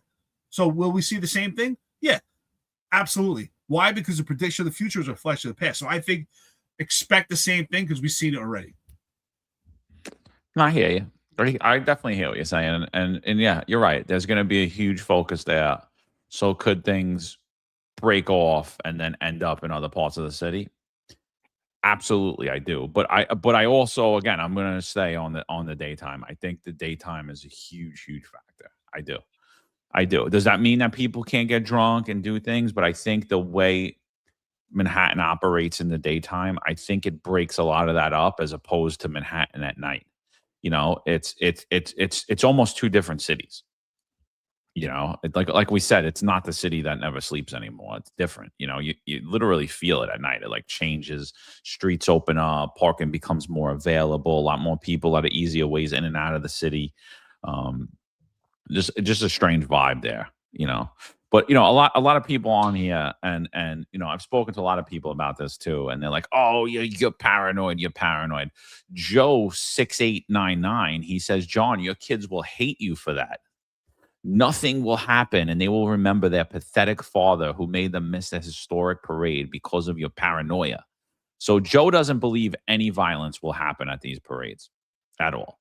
You know, and that is like the typical leftist mentality. It's like, the guy got killed around the block, no big deal. You know, I was out, where did I go? I went to the Empire Outlets yesterday. Empire Outlets are right across from the 120 precinct, right at the Ferry Hawk Stadium. So I had my kids with me. I was there with my wife and my kids, and school had just let out. And there's all these like 17, 18-year-old kids hanging out in that area, and they're shooting each other with water guns. I get it. School's coming to an end. You're having fun. But then they start just spraying people that pass by. You know what I mean? And I'm like, see, this is where fun spills over into things where bad things happen. And my wife's like, "You're being ridiculous. They're just kids having fun." I was like, no. I was like, I'm not being ridiculous. They just sprayed that kid who was completely uninvolved in them. He's a lot older than them. And he said, and I quote him, "I'm going to come back and fucking shoot you with a real gun.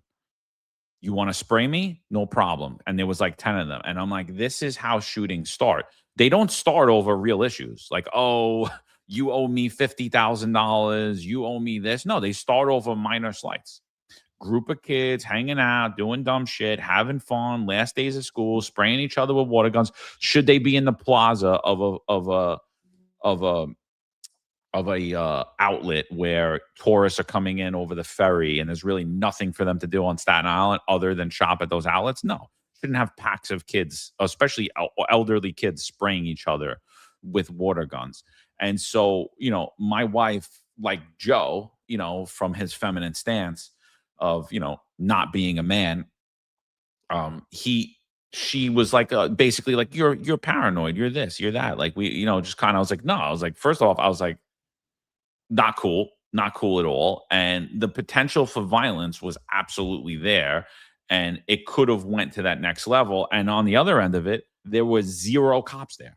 0. I didn't see 1 cop. I saw 6 cops the whole time I've been in New York City for over 4 days, and they were all in the same block in the same area. I drove up Port Richmond from Richmond Terrace to go to Ralph's Ices because I was coming from down by there, and I was like, we'll stop at Ralph's Ices. So I make the left off Richmond Terrace. I go on Port Richmond Avenue, and what do I see, Eric? I see impact cops. Oh, I'm sorry. They're not impact cops. What are their names now? What are their names again? They're mobile field force or whatever it is. 18-month foot post. So I see rookie cops on one side of Port Richmond Avenue. And mind you, this is the middle of the day. This is like 4 o'clock, 4:30. 4:30. I see rookie cops on one side of Port Richmond Avenue. Directly across the street from them, I see another set of rookie cops. Like, they're not even like, you know how big Port Richmond Avenue is. They're literally directly across the street from each other. And then there's an unmarked car there, like sitting there talking to on one side of the street. So those are the only 6 cops I've seen the entire time I've been in New York City. And I was like, wow, this doesn't look like a good use of police officers. But I got flashbacks. I was like, oh man, I remember doing foot posts here, you know. But you know, again, like, I think that is the leftist mentality. Like, nothing's going to happen. Nothing's going on in the city. This is a safe city. You're paranoid. And I think, you know, when you're actually a man and when you're a cop and when you grew up in the city and you weren't sheltered, like in Williamsburg, and Bill de Blasio wasn't your basketball coach, and you could walk around with a pencil neck and skinny arms and think the world is safe and not understand that it's men like myself, Eric, and Marlon that have kept the animals off of you. I think you could have that mentality, like that stupid mentality, but it's just not the reality of New York City. 14% body fat. Yeah, 18% body fat. Yeah. Like he would be able to actually protect anyone. And by the way, your boyfriend with the ponytail, if I come down to South Beach and smack the shit out of you, your boyfriend with the ponytail is going to run away like he did when people called 1013s when he was a traffic cop. So just for future note, Joe. But that is the mentality. And so it's an important point. Like, you guys are paranoid, you don't understand. And it's like, no, you don't know what is happening around you, because you've been so sheltered and so protected. So, and it's funny, on the trip up to Port Richmond Avenue, I'm coming up the Terrace and I'm coming right by Jersey Street, right? And right on the front of Jersey Street, the buildings right there. I can't remember the number of those buildings right there, but as Jersey Street projects face the Terrace, there's a kid standing there, and I'm stuck at a red light, and I go to my wife, I go, look, I'm paranoid, right? That kid's up to no good. She goes, what do you mean? I go, look, he's standing in front of the dumpsters. He either dumped a gun there, he either has a gun hidden in there, or he's got drugs in there. Watch what he's going to do. Watch. So he's looking around. He looks. He doesn't see anything. He just sees a pickup truck, doesn't think anything of it, looks, moves some cardboard boxes out of the way, pulls a big baggie out, sticks it in his pocket, walks up. I was like, did you see that? She's like, oh my God, how'd you know that? I was like, because I'm paranoid and I don't know anything that happens in New York City. I grew up here my whole life. I police these streets. I know when there's a potential for bad things to happen. Unfortunately, you have a lot of guys out here like Joe, 14% body fat, who have been sheltered by men and police, masculine police forces, that don't realize that the only reason they don't get beat up, robbed, and raped every day is because of people like myself, Eric, and Mo. Yeah. You know, the thing about the Finest Unfiltered is we get like criticized by both the right and the left, which means that we're pretty much on target here, you know? And I'm saying that because this guy, Corn Pop over here, I've seen Corn Pop. Corn Pop. Great name, Corn Pop. Bad dude. I've seen him a couple times, I think, on the Executive Perspective. Well, Corn Pop says I'm anti-Second Amendment. He's right. Yeah, and he thinks I'm a liberal. Yeah, that's funny. Corn Pop thinks the right thinks I'm a liberal. The left thinks I'm a conservative.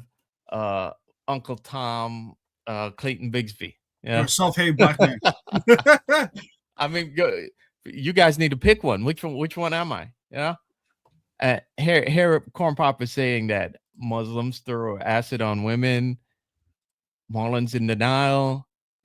I bet my money it wasn't a white guy. He's referring to what I brought up about Jersey City. Here's my point, Corn Pop. Right? Here's my point about this. Right?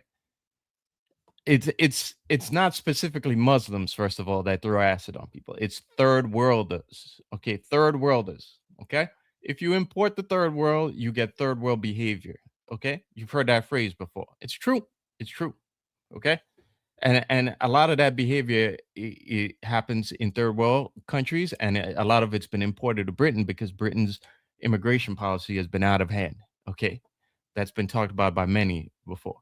But my point in this is that it's you have to be fair here. Okay, I call out Mamdani. We call out Mamdani's BS all the time. Okay, but there is a sustained effort here to paint Mamdani in a certain way. Okay, and to that certain way is based on emotion and it's on fear. Okay, and it's to paint him as a Muslim. Okay, and to start this continue this infighting that we have in this country. Okay, his Muslim.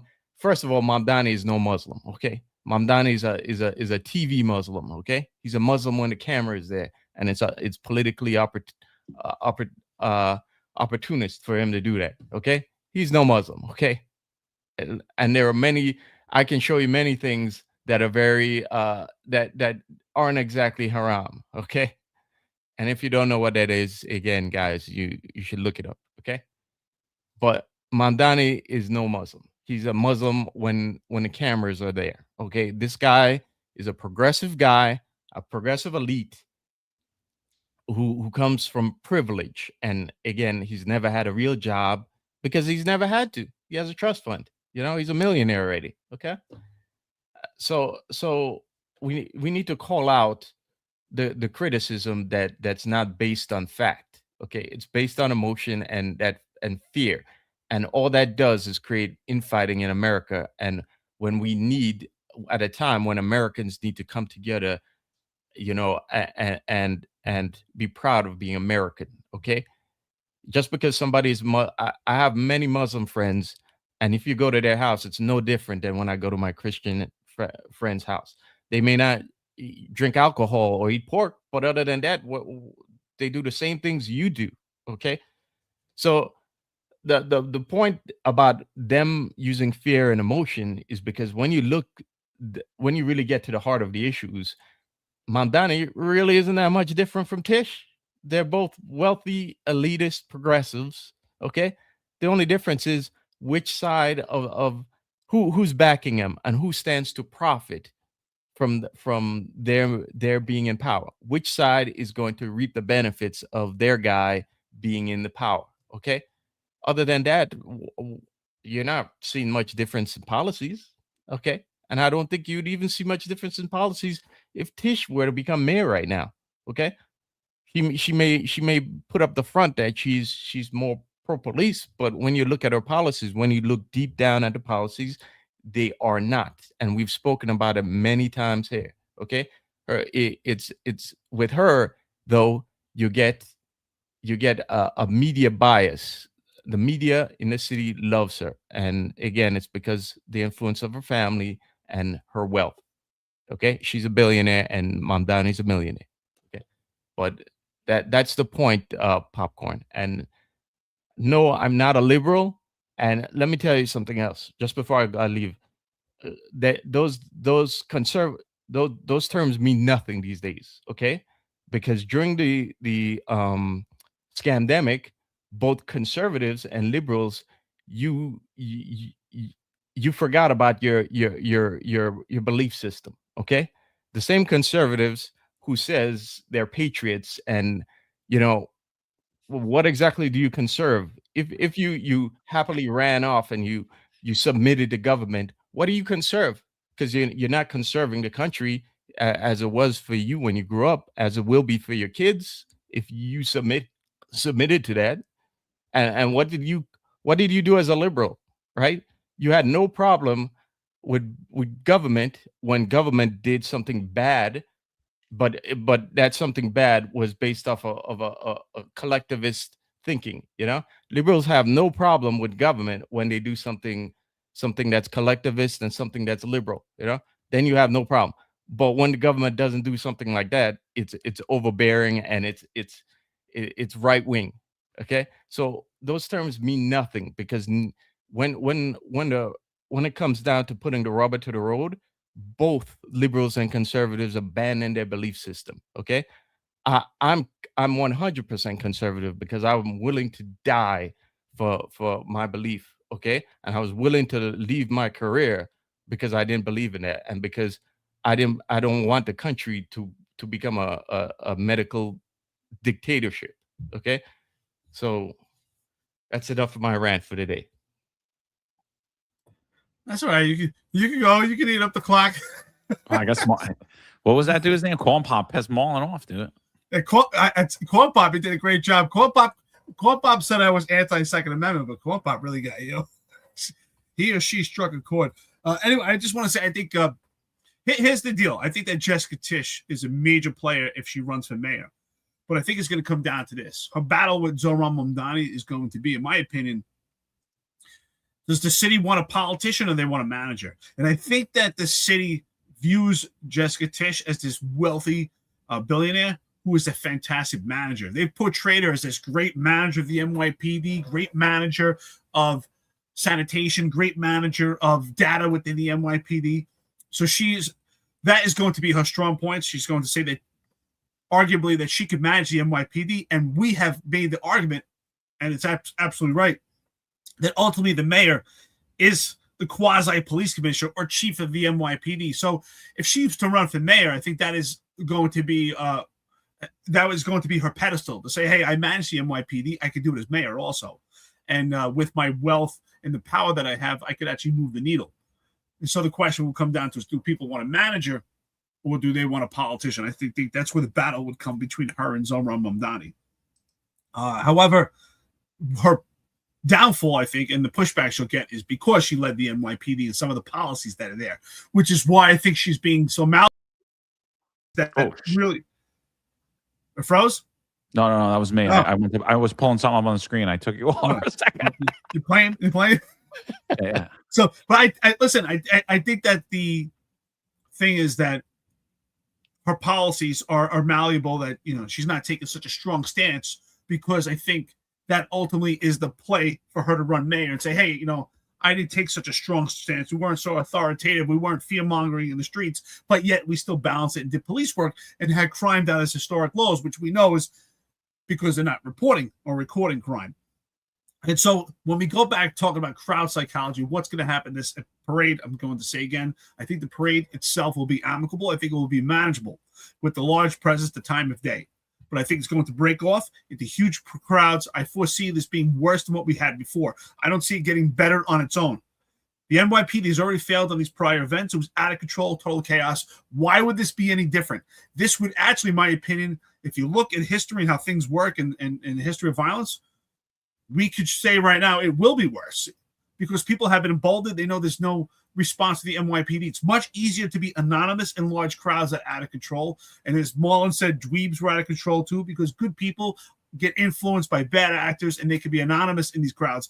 And the NYPD is not prepared to handle crowds that break off because such a large presence is going to be downtown Manhattan. Now, Modern Samurai is giving me some pushback here, but I got to push back on you. Says, oh, the cops are tired. Oh, come on. Yes, the cops are tired. You tell me that doesn't play a factor? These cops are working day in and day out. They're exhausted. Yes, I think that does play a factor. Don't tell me that your physical ability was so far beyond that you wouldn't get fatigued.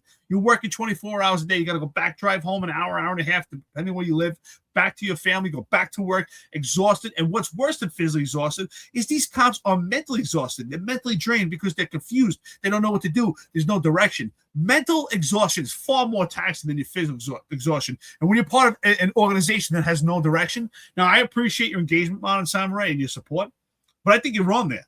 The cops are exhausted right now. And they are so mentally exhausted because they don't even know which way to turn. And you can see it. You can see their faces when they're at some of these incidents of violence. They don't know what to do. They're confused. Why? Because they don't have no direction. Some of those guys may not be qualified to be cops, but some of them just have no direction. They're outliers. They want to do the job, but they can't. They have somebody with a bullhorn down their throat, not giving proper direction, not showing them support. They don't know when they can make arrests. We don't even know what they're being told at these briefs before they go out there. We can make an observation. We could guess by the way that they're standing. There's no base in the stance. They don't look ready. They're not even pointing the fingers. They're not giving direction by mouth. They don't have that oomph in them. Why? Because there's no support. So I don't agree with you, Modern Samurai. I think they are exhausted. I think they're mentally drained. I think they're physically drained. I think they're fatigued. They're tired of the directions they're being pulled there. And yes, they're tired of watching people out of control and they can't do nothing. That hinders their mental aspects too, because like, hey, there are cops standing there like, what do I do? These people are acting out of control and they know what to do to stop it. They can't because they have no leadership. So I don't agree. I think they are exhausted. And I think that does play a major role and a major factor. Yeah, not to go crazy on Marlon's rant but just one thing. I think a lot of the stuff with Mamdani, he eggs on himself. And I think I understand why a lot of people bite on all this stuff. Because again, if you're saying you're going to decouple our counterterrorism resources from First Amendment activities, you're going to get rid of the gang database, you're going to disband SRG, you're basically saying you're going to knowingly weaken the New York City Police Department. So, and what are you weakening it to? You're weakening them to be able to prevent crime and to be able to prevent acts of terrorism. And when you have people saying that you're a jihadist and a terrorist, I mean, you're playing right into their hand. I just say he's a dumb liberal. Like him and Joe should just go hold hands down, walk down South Beach together, and they could drive around in a Joe's Porsche, nice, close, tight quarters. Together they may have 30% body fat. Yeah, and so like that's the one thing. But here's one thing, like, I think we got to start to wrap this up soon. But here's one thing I found really, really weird. and I'm just curious what you guys think about this. So it says heading to the Knicks parade. Every security screening starts at 6 a.m. and everyone gets checked. So one, I've done a lot of these. I'm going to tell you right now, it's impossible that everyone gets checked. The majority of people get checked. They say no bags, no backpacks, no chairs, no coolers, no drones, no bikes or scooters, no strollers, no umbrellas, no pets, no weapons, plastic water bottles, check. Glass or metal bottles, no good. Live or work along the parade route, bring proper ID for access. What do you guys think about that? Like, you've done a lot of these parades. We've all done it. You know, we're going to secure the access. We're going to do this. We're going to do that. Do you think that this is routine, or do you think this is something that we haven't seen before? Yeah. I don't think we've seen this before. Yeah. And I kind of wonder, how do you manage all of that? What do? You close down all the blocks? You're going to have to close several blocks prior to the actual parade route in order to manage that. And how do you manage it if I don't know? I just see this as being very, very difficult to manage if you're gonna block people from carrying all these objects, you know. And again, it seems different for me. I don't think I've ever seen that for a parade itself. You know, you see that for like Times Square or you know, but for a parade. So I've seen quasi type stuff, like for instance, the West Indian Parade of Juve. I see direction where, okay, if you see any glass bottles, take them and break them on the ground so that people can't have them. And what happens is, it sounds great. This is some good ideology. It sounds great. Make sure no one has these type of items. But what happens is, it starts out that way. And I've seen it in the past. Marlon, you've probably seen it in the past, probably just don't realize it, where they tried some of these things. But what happens is, in the first hour, it falls apart. They try to do this, but it's so dynamic and so dense, New York City, that even what happens at these parades, and John, you know it, you and I talk about it often, is there's a span of different leadership, and things start to unravel and evolve. And you have one guy who's saying, hey, here's what we're going to do, and then you'll have somebody else step in and change that plan as you're doing it. So that plan's going to fall apart right away. They might try to do that for about an hour, but once things start to be dynamic and they have to move bodies around because it's so evolving, so dense, things are starting to change, right? That might be an issue. That might be a great idea. Let's take all these items. But if the parade route starts to get so dense and they have to start moving people, well, that plan falls apart. And so it sounds great, but I can see that not lasting more than 30 minutes. So the ideology behind it sounds great, but it just won't work. We've all been to parades, and anyone knows damn well, if you're an active cop or you're retired, you know that every time you go to a parade, the post that you get assigned to is never the post that you end up at the end. You end up moving around. Something changes. I can tell you right now, if anyone tells me different, I don't know what parades you've been to, but most of the time you end up leaving that parade. You were at a different post than you started. Am I right, John? I mean, what are your thoughts? What's your experience? Oh yeah, I think you nailed it, dude. I think that's exactly what I've always witnessed. Like, we're gonna do this, we're gonna do that. No one's getting down, and then I think a lot what happens with the NYPD, what is like, they get so nervous that they're like, oh, we didn't let enough people down. We didn't let enough people in, or we're not moving people in fast enough to be able to get to see the parade. And that comes from the up top leadership, that are on the ground. And they want more people in, so that then those plans go out the window because it's too many people to properly screen, right? So then they're like, all right, just start letting them through. Forget about it. All right, who cares? Yeah, don't worry about it. And then, and there's so many different access points, and there's so many different people in charge of those access points.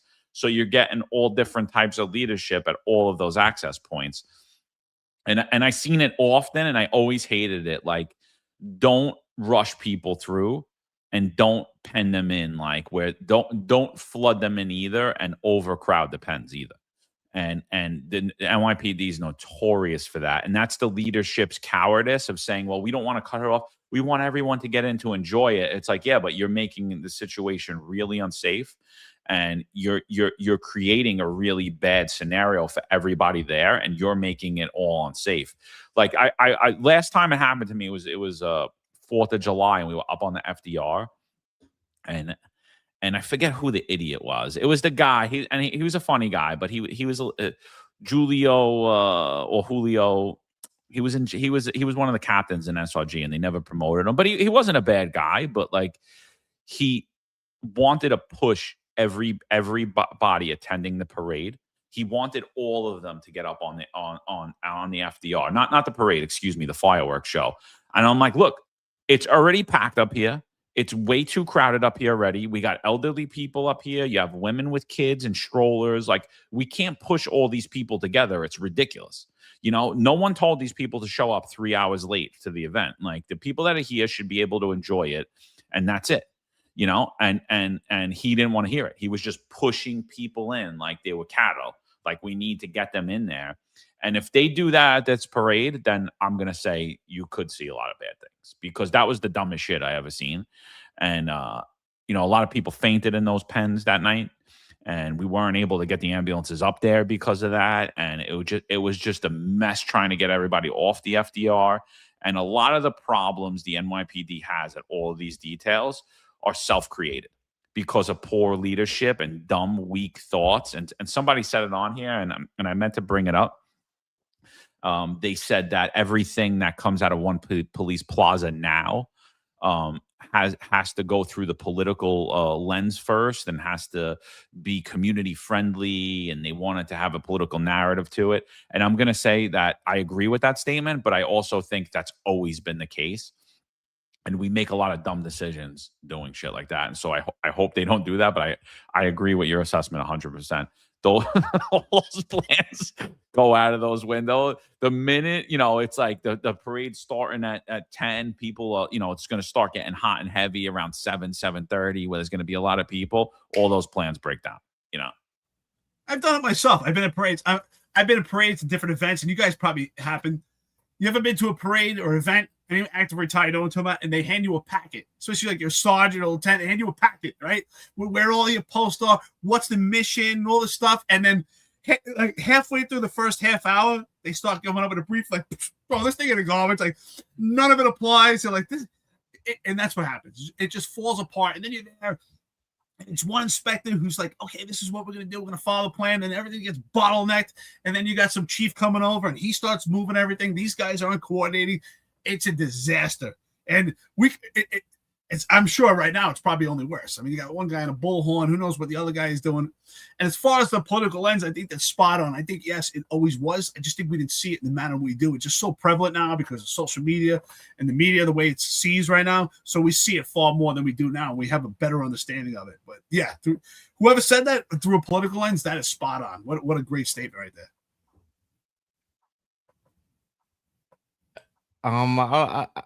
I think a lot of this is done during. Now, keep in mind, I was never a supervisor, so I'm looking at it from the ground level, you know. But I think a lot of this is tried at the Times Square, you know, when they put you in the pens. But I think you can do that over there. That's more easily managed because you have a set amount of pens, and you know, those pens are all roped. You know, the boundaries of those pens are more easily defined than, say, a street, you know, especially streets where you'll still have some sort of activity with vehicles, right?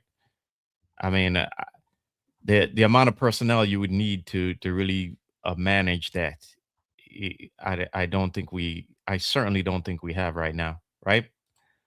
But they also try this at the West Indian Day Parade, right? And you know, as the parade goes on, you see it, a lot of people hopping those barriers, and there's nothing the cops could do. What are they going to do when 20 people hop the barrier? And I'll tell you firsthand, before I came on the job, I was like 20. I hopped the barrier too and jumped in the Did you get a Medal of Valor? Did you get a Medal of Valor for hopping the barrier? No, I'm sorry, Eric. Say that again. Did you get a Medal of Valor for hopping the barrier? I should have taken a picture of me back then, you know. Nah, but it was before I got on the job though. I hopped the barrier and then I jumped in with the Grenada band as they were going down. But me and a couple cousins.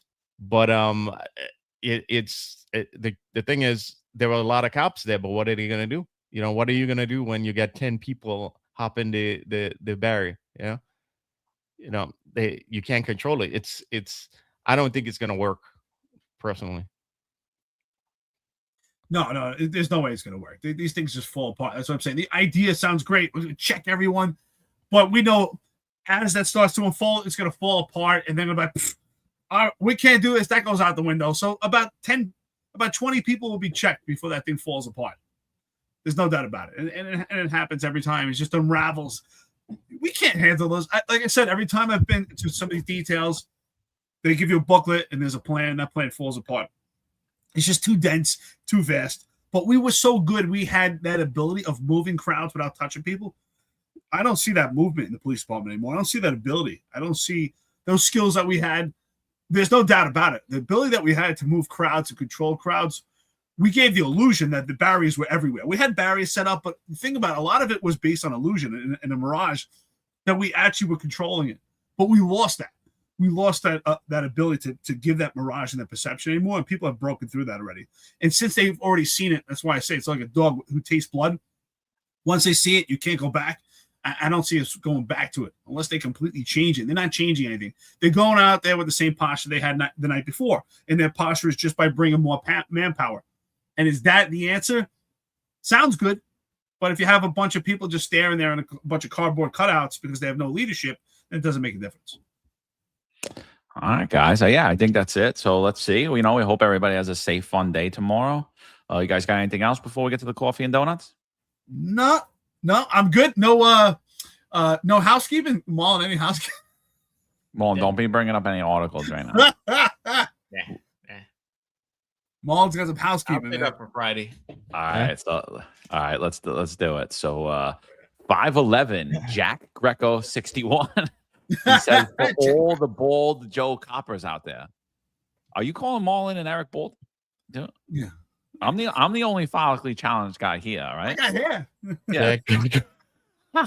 Marlon's just receding a little bit, and Eric's thinning a little bit. That's it. Just a little bit. I always said, listen, I lose the hair in the back, that's when I shave it. So far, I don't have a bald spot. I'm good. Yeah. So Anthony says, keeping us informed. Thank you, sir. Appreciate you. We got Monon Samurai. Always here, brother. Appreciate you as well. So Monon no Samurai, ID to vote. No, What is it? I said, Monon Samurai, I'm mad at you. No, I'm only kidding.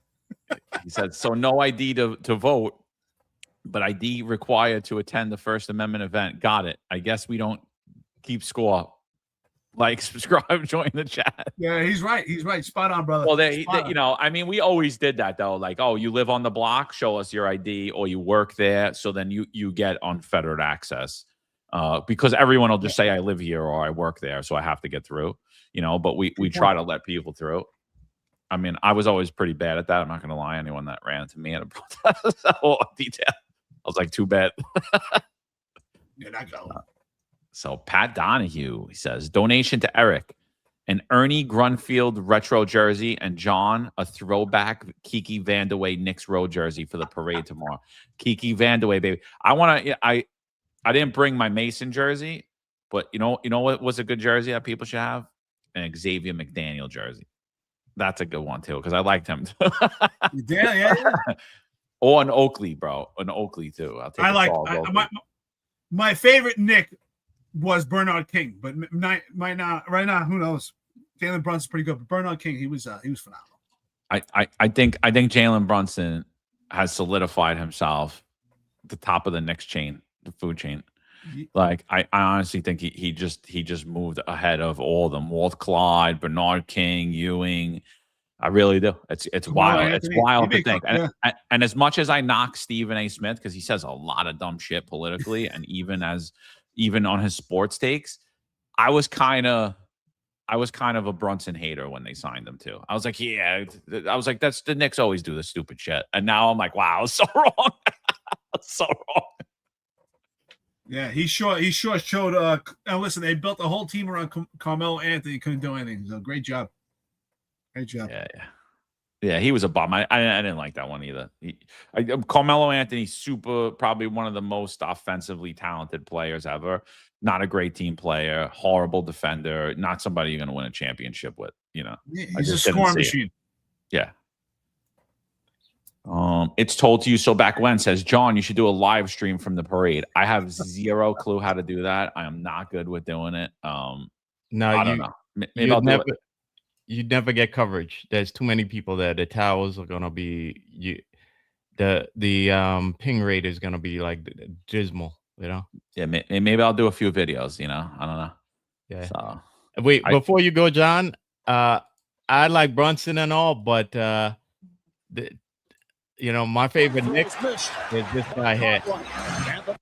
When Brunson gets up one of these, he'll join my ranks of top Knicks. Okay, let's not forget about that. All right.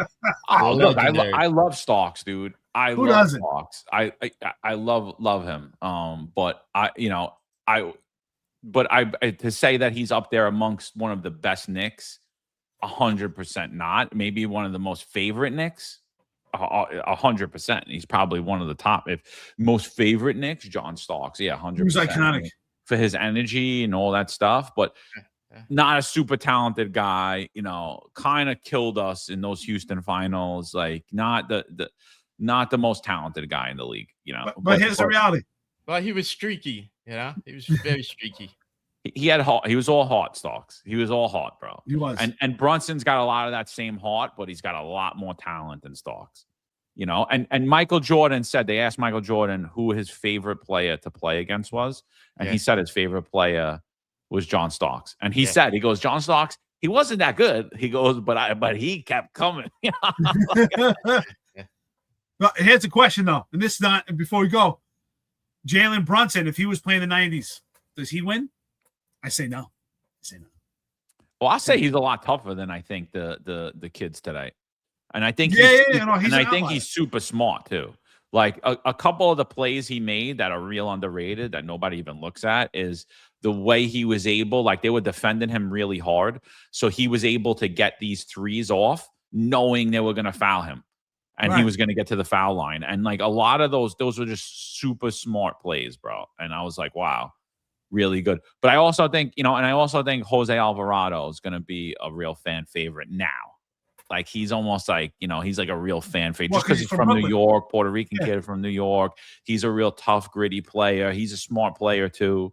I think he's definitely up there. But I'm definitely an OG Anunoby fan too. And I was a fan of getting him as well. And putting that whole college dynamic back together with Leon Rose, I thought that was brilliant, dude. I really did. I was like, a lot of winning is just chemistry, The Knicks finally put together a team. Usually when they get guys, the guys are like already limping. They already get them like on their last leg. Hey, you got Larry Johnson after he blew out his knee and he can't jump anymore. I'm like, come on, bro. Like, what are you signing? Stoudemire. But Stoudemire was actually, he had some good years, but he wasn't the same player that he was. No. What about Larry Johnson? That's what I said. With his knee. Larry Johnson, Although I wish they had kept DiVincenzo though. I did too. I hope he comes back though. I do. I hope they get him back. I hope they get DiVincenzo back. He would be. I liked him too. I liked him a lot. Yeah. A lot of heart. Yeah. A lot of heart. Great shooter too. Yeah. Oh yeah. So I just think the money they spent on Carmelo Anthony and the whole ideology building around him was a disaster. Yeah, I wasn't definitely not one of my favorite teams. No. Yeah. And then when they got chemistry with like Felton and Stoudemire and then Lynn, they always just put the terrible lineups back in and did away with it. They always killed it. Yeah, because of Carmelo. I thought that was a massive mistake on their part when they had a team chemistry going. Yeah. Yeah. Like when guys are playing good together, keep them playing good together, you got to win by team, brother. There's no doubt about it, So whatever. Maybe I'll take some videos, but I'm definitely getting there late, so I don't know how much I'm even going to say. Like I'm not getting into the city at 6 o'clock in the morning. Well, I'm tired now, baby. You better hope they recognize you because otherwise I'm not even sure you'll be able to make it in there at that point unless you hop the barrier yourself. Nah, I'll get in, bro. Think so? Hey, John, you might be able to visit Mapsy. You'll end up in handcuffs though. Well, Nolan keeps saying they're going to arrest me, and nobody's arresting me, bro. Dude, I go by City Hall and One Police Plaza every time I'm here. No, I get high fives. Nobody's collaring me for no reason. Maybe McCarthy might for putting up his picture, but good luck to you. Boudette's gonna be on the microphone. Go, Knicks. I'm not trying to have another lawsuit in New York City, but if you want to have that, I'll gladly have it with you. I'll go. Just tell me you're vaccinated. You're good. I'll go willingly, bro. I've been to the holding cells before. I'm not afraid to go back. You know. Just tell, like I said, just tell me vaccinated. It's all right. I love you guys. I'm vaccinated. Well, actually, I think John will get more nasty looks from white shirts, and then they'll probably walk the other way because they're scared. You know. Nah, I don't think so. I'm telling you, I think a lot more people like us than you think. I'm telling you.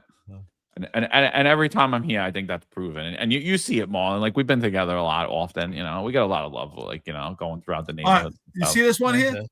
This is great. Sal Stern says, Jack, let's get Eric some new Nikes and let's play these 3 any park of their choice. I tell you right now, I could ball. John could ball. I haven't seen Marlon yet. He's pretty tall, so I'll tell you right now, I'll take that challenge any day of the week, any day. Oh, absolutely. Just let me heal from my surgery first. I guarantee you. We crush Mondani. We crush Jamani Williams. We crush Eric Adams. All of them. The only one I know that's a good ball player is Paperboy Prince, but I don't even put him in the same category as any of them. He's the only guy I know that's running in New York City politics that could actually play basketball. There you go. Okay. Yeah. My shooting is off, but I can pass. Okay. My favorite player. I could do it all, bro. I could dribble, shoot, rebound, everything. Pass the rock, baby. I got it. Yeah. All right. Let's wrap this up, and then we got Anthony. He says real thugs are not waking up in the morning, jumping on a train to go downtown to do chaos. If they were that motivated, they might have a job. I thought that's why you made that comment, John, that it was about night. I was thinking in the beginning that you made that comment because the perps don't get up until noon. Yeah. Well, I mean, but it's true. It's a factor, dude. I mean, look when they wanted more minorities to take the FDNY test, what'd they do? What was the first thing they do? They raised the time of the test. It used to be you had to get online at 6 a.m. They said, "Oh no, we'll have the test at 1:30 in the afternoon." Like, I mean, it's I'm serious. Like, it's not a lie, dude. It's the time of day matters for a lot of things. Yeah. When I see young kids, and I don't care what race they are, when I see them getting up and they look like they woke up at 1:30 in the afternoon, I'm like, yeah, I don't want to live on that block because there's unproductive adults on that block that are bleeding the system dry. I don't care if they're Italian, if they're Puerto Rican, if they're black. Doesn't matter to me. John, this might be the comment of the day. Jason, yo, what's up, brother? He says John's going undercover by putting a shirt on. He's unrecognizable. That's True. great. John, I'll put glasses on so I could look up. John, you going to the parade with a tank top? What's the shirt of choice? Dude, I do a video. It's like I like to get. I try to get, and for those of you that don't know, I try to get like 20 minutes of sun every day. It really mellows you out. And I'm telling you, like everyone says I'm angry. I get all my frustrations out on this podcast. I say all the shit I gotta say, and then the rest of the day I'm smooth sailing, bro. Like even if someone talks to me, I don't even get like, I don't want that bad juju with me anymore. I was never a tank top guy, but I think I'm gonna have to do a tank top day on the network. I think we should absolutely, yeah. The 10-4 Tavern show with the undercover DEA guy that motivated me. Yeah, I was like, that guy's still wearing a tank top at 50. I'm in. That's my kind of guy. Yeah, in the winter too. I'm in. This is my guy. You got a little man crush? Yeah. It's told to you so back when. He says, if the OT is being worked, what is the cap problem? Dude, I'll never be able to understand that at all. Yes. Like if the guy wants to work it and the overtime's there and you need a body to work it, what do you care? The same amount of money's getting spent. You could never rationalize that to me. Unless you're like, look, national standards dictate that like it's unhealthy for you and all of these other reasons, then I understand if you're trying to save somebody from themselves. But if the guy's willing, able, and ready, what do you care what the cap is? I never understood that. You need a guy. I want someone that wants to be there. KB, thank you for the coffee and donuts. I told you so back when. Thank you so much. KB in New York City says post-parade party enjoys his having. Nolan says, John, last comment today. Don't go to the parade tomorrow. You will be collared, guaranteed.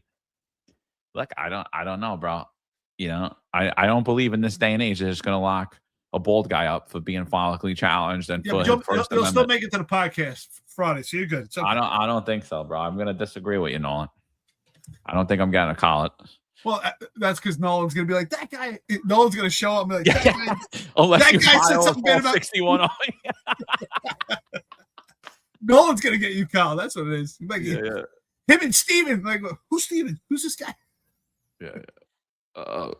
Mon Samurai says, good topics today. Don't agree on some things, but I think our hearts are in the correct place. That's right, brother. We want officers to succeed like we did. Truly problematic today. My heart goes out to them. God bless. Yo, Mon Samurai. It's all right, man. It's fun to disagree. Nolan again. Hunter, why don't you donate to the Eric George Jefferson Slanders show? Alligator Arms. Hunter, Nolan. Alligator Arms guy. Good stuff, brother. I can't get it in my pockets. You know. What is that? What is that old saying for Jack and Jill? I know what Jack, whatever, the ponytail. I'm not gay, my boyfriend is. Yeah. Jack and Sal went up the hill. What is it? Yeah. Jack and Sal went up the hill and came down with Eric Sanders. Oh, hey, let's stop mentioning certain names, okay? Oh, I know. You're giving them. You just gave him 1K views. I saw some funny ass comments the other day on his social media. So people were sending it to me. I was crying, dude. Like the kid's like delusional. He literally gave a website that people should look at because he believes that all of our social medias are manipulated and the YouTube channel is manipulated.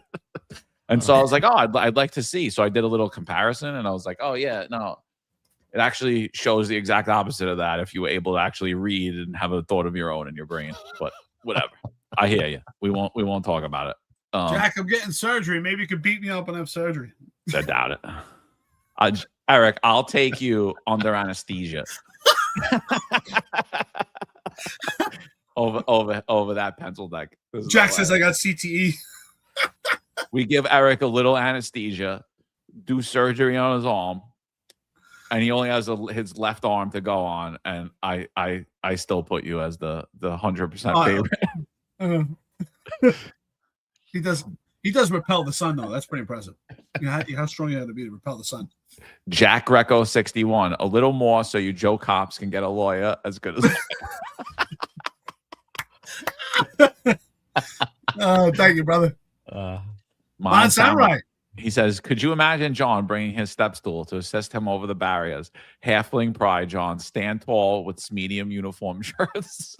Yeah, buddy. I'm gonna bring a 6-foot ladder so I can see over the crowd, or I'm gonna just find the biggest guy I know and sit on his shoulders. This way I can see. That's hilarious. All right, peoples. All right, that's it. So yeah, so Eric will be out for a bit, but he'll be back soon enough. We'll be back on Friday. In action, baby. You got executive perspective tonight. They're going to be talking about same thing, parade security. They'll probably go a little bit more in depth than we did today. So make sure you check that out. That's going to be at 5:05 p.m. Eastern time tonight. If you didn't check out the 10-4 Tavern yesterday, make sure you go back, check that out. It was a great show. Appreciate everybody for being here. Hope to see some of you guys around. And yeah, that's it. And but last thing, the Smith says, imagine Jack Stern as a cop. I can't imagine Jack Stern as a PAA. So I just, Jack Greco put that's not funny, Eric. Yeah, he doesn't need to be a cop, guys. And Jack Sal Stern says he wants Eric to he wishes you luck on your BBL surgery. Thank you very much. Appreciate it. Eric's just gonna come back with a huge ass. Imagine come back with a big booty. Yeah, that's better than those fake eyelashes. I'm tired of seeing those, man. Oh God, I love fake eyelashes. Do you? Yeah. I never understood that. I don't get it. And Mon Samurai says, get well sooner, Eric. God bless you guys. New York City says, Eric, will you be listening? Absolutely. Hell yeah, I'm gonna be listening when I'm in bed. But I'm trying to walk around right away, man. I'm not letting no doctors hold me down. But hey, listen, as I said earlier before I close, I just want to say that listen to your body. You are your own doctor. If you have pain, feel something, go to the doctor. Don't be mean. Ignore it. Ignored pain for almost a year, and it just got worse. Take care of yourself. Don't ignore it. That's the biggest lesson I learned. All right, people. Marlon, anything before we run? No. Just be safe out there, guys. And if you're working the parade, just keep in mind it might be too early for the perps, but you're still gonna get dweebs and the sports bros who are gonna be, filled with either liquid courage or collective euphoria. Okay, and we all saw what those guys did as well on Saturday. So that doesn't mean you should let your guard down, and stop being a cop. But other than that, everybody else, have a great day, and we'll see you on Friday. I got a couple people in saying I'm going to Turkey for surgery. I'm getting a BBL to get my hair done. Maybe I'll come back with breast. Maybe I'm going to go transgender now. That's it. Hey, Jack, if I grow boobs and we get a BBL, hit me up, all right? That's it. All right, peoples. All right, God bless everybody. Stephen S. Hope to see you, brother. All right, guys. That's a wrap. We'll see you guys on Friday. Tune in tonight. Executive Perspective. John, be safe with that parade, brother. Yep. Finest Unfiltered, fellas. Yeah. There's a handful of retired officers that don't live in the state that have a lot to say about the dream team, as I like to call it. All of a sudden, they retire and have a master plan on how to fight crime, but nothing to contribute when they were here. They want to come back and be part of the dream team. What can I say?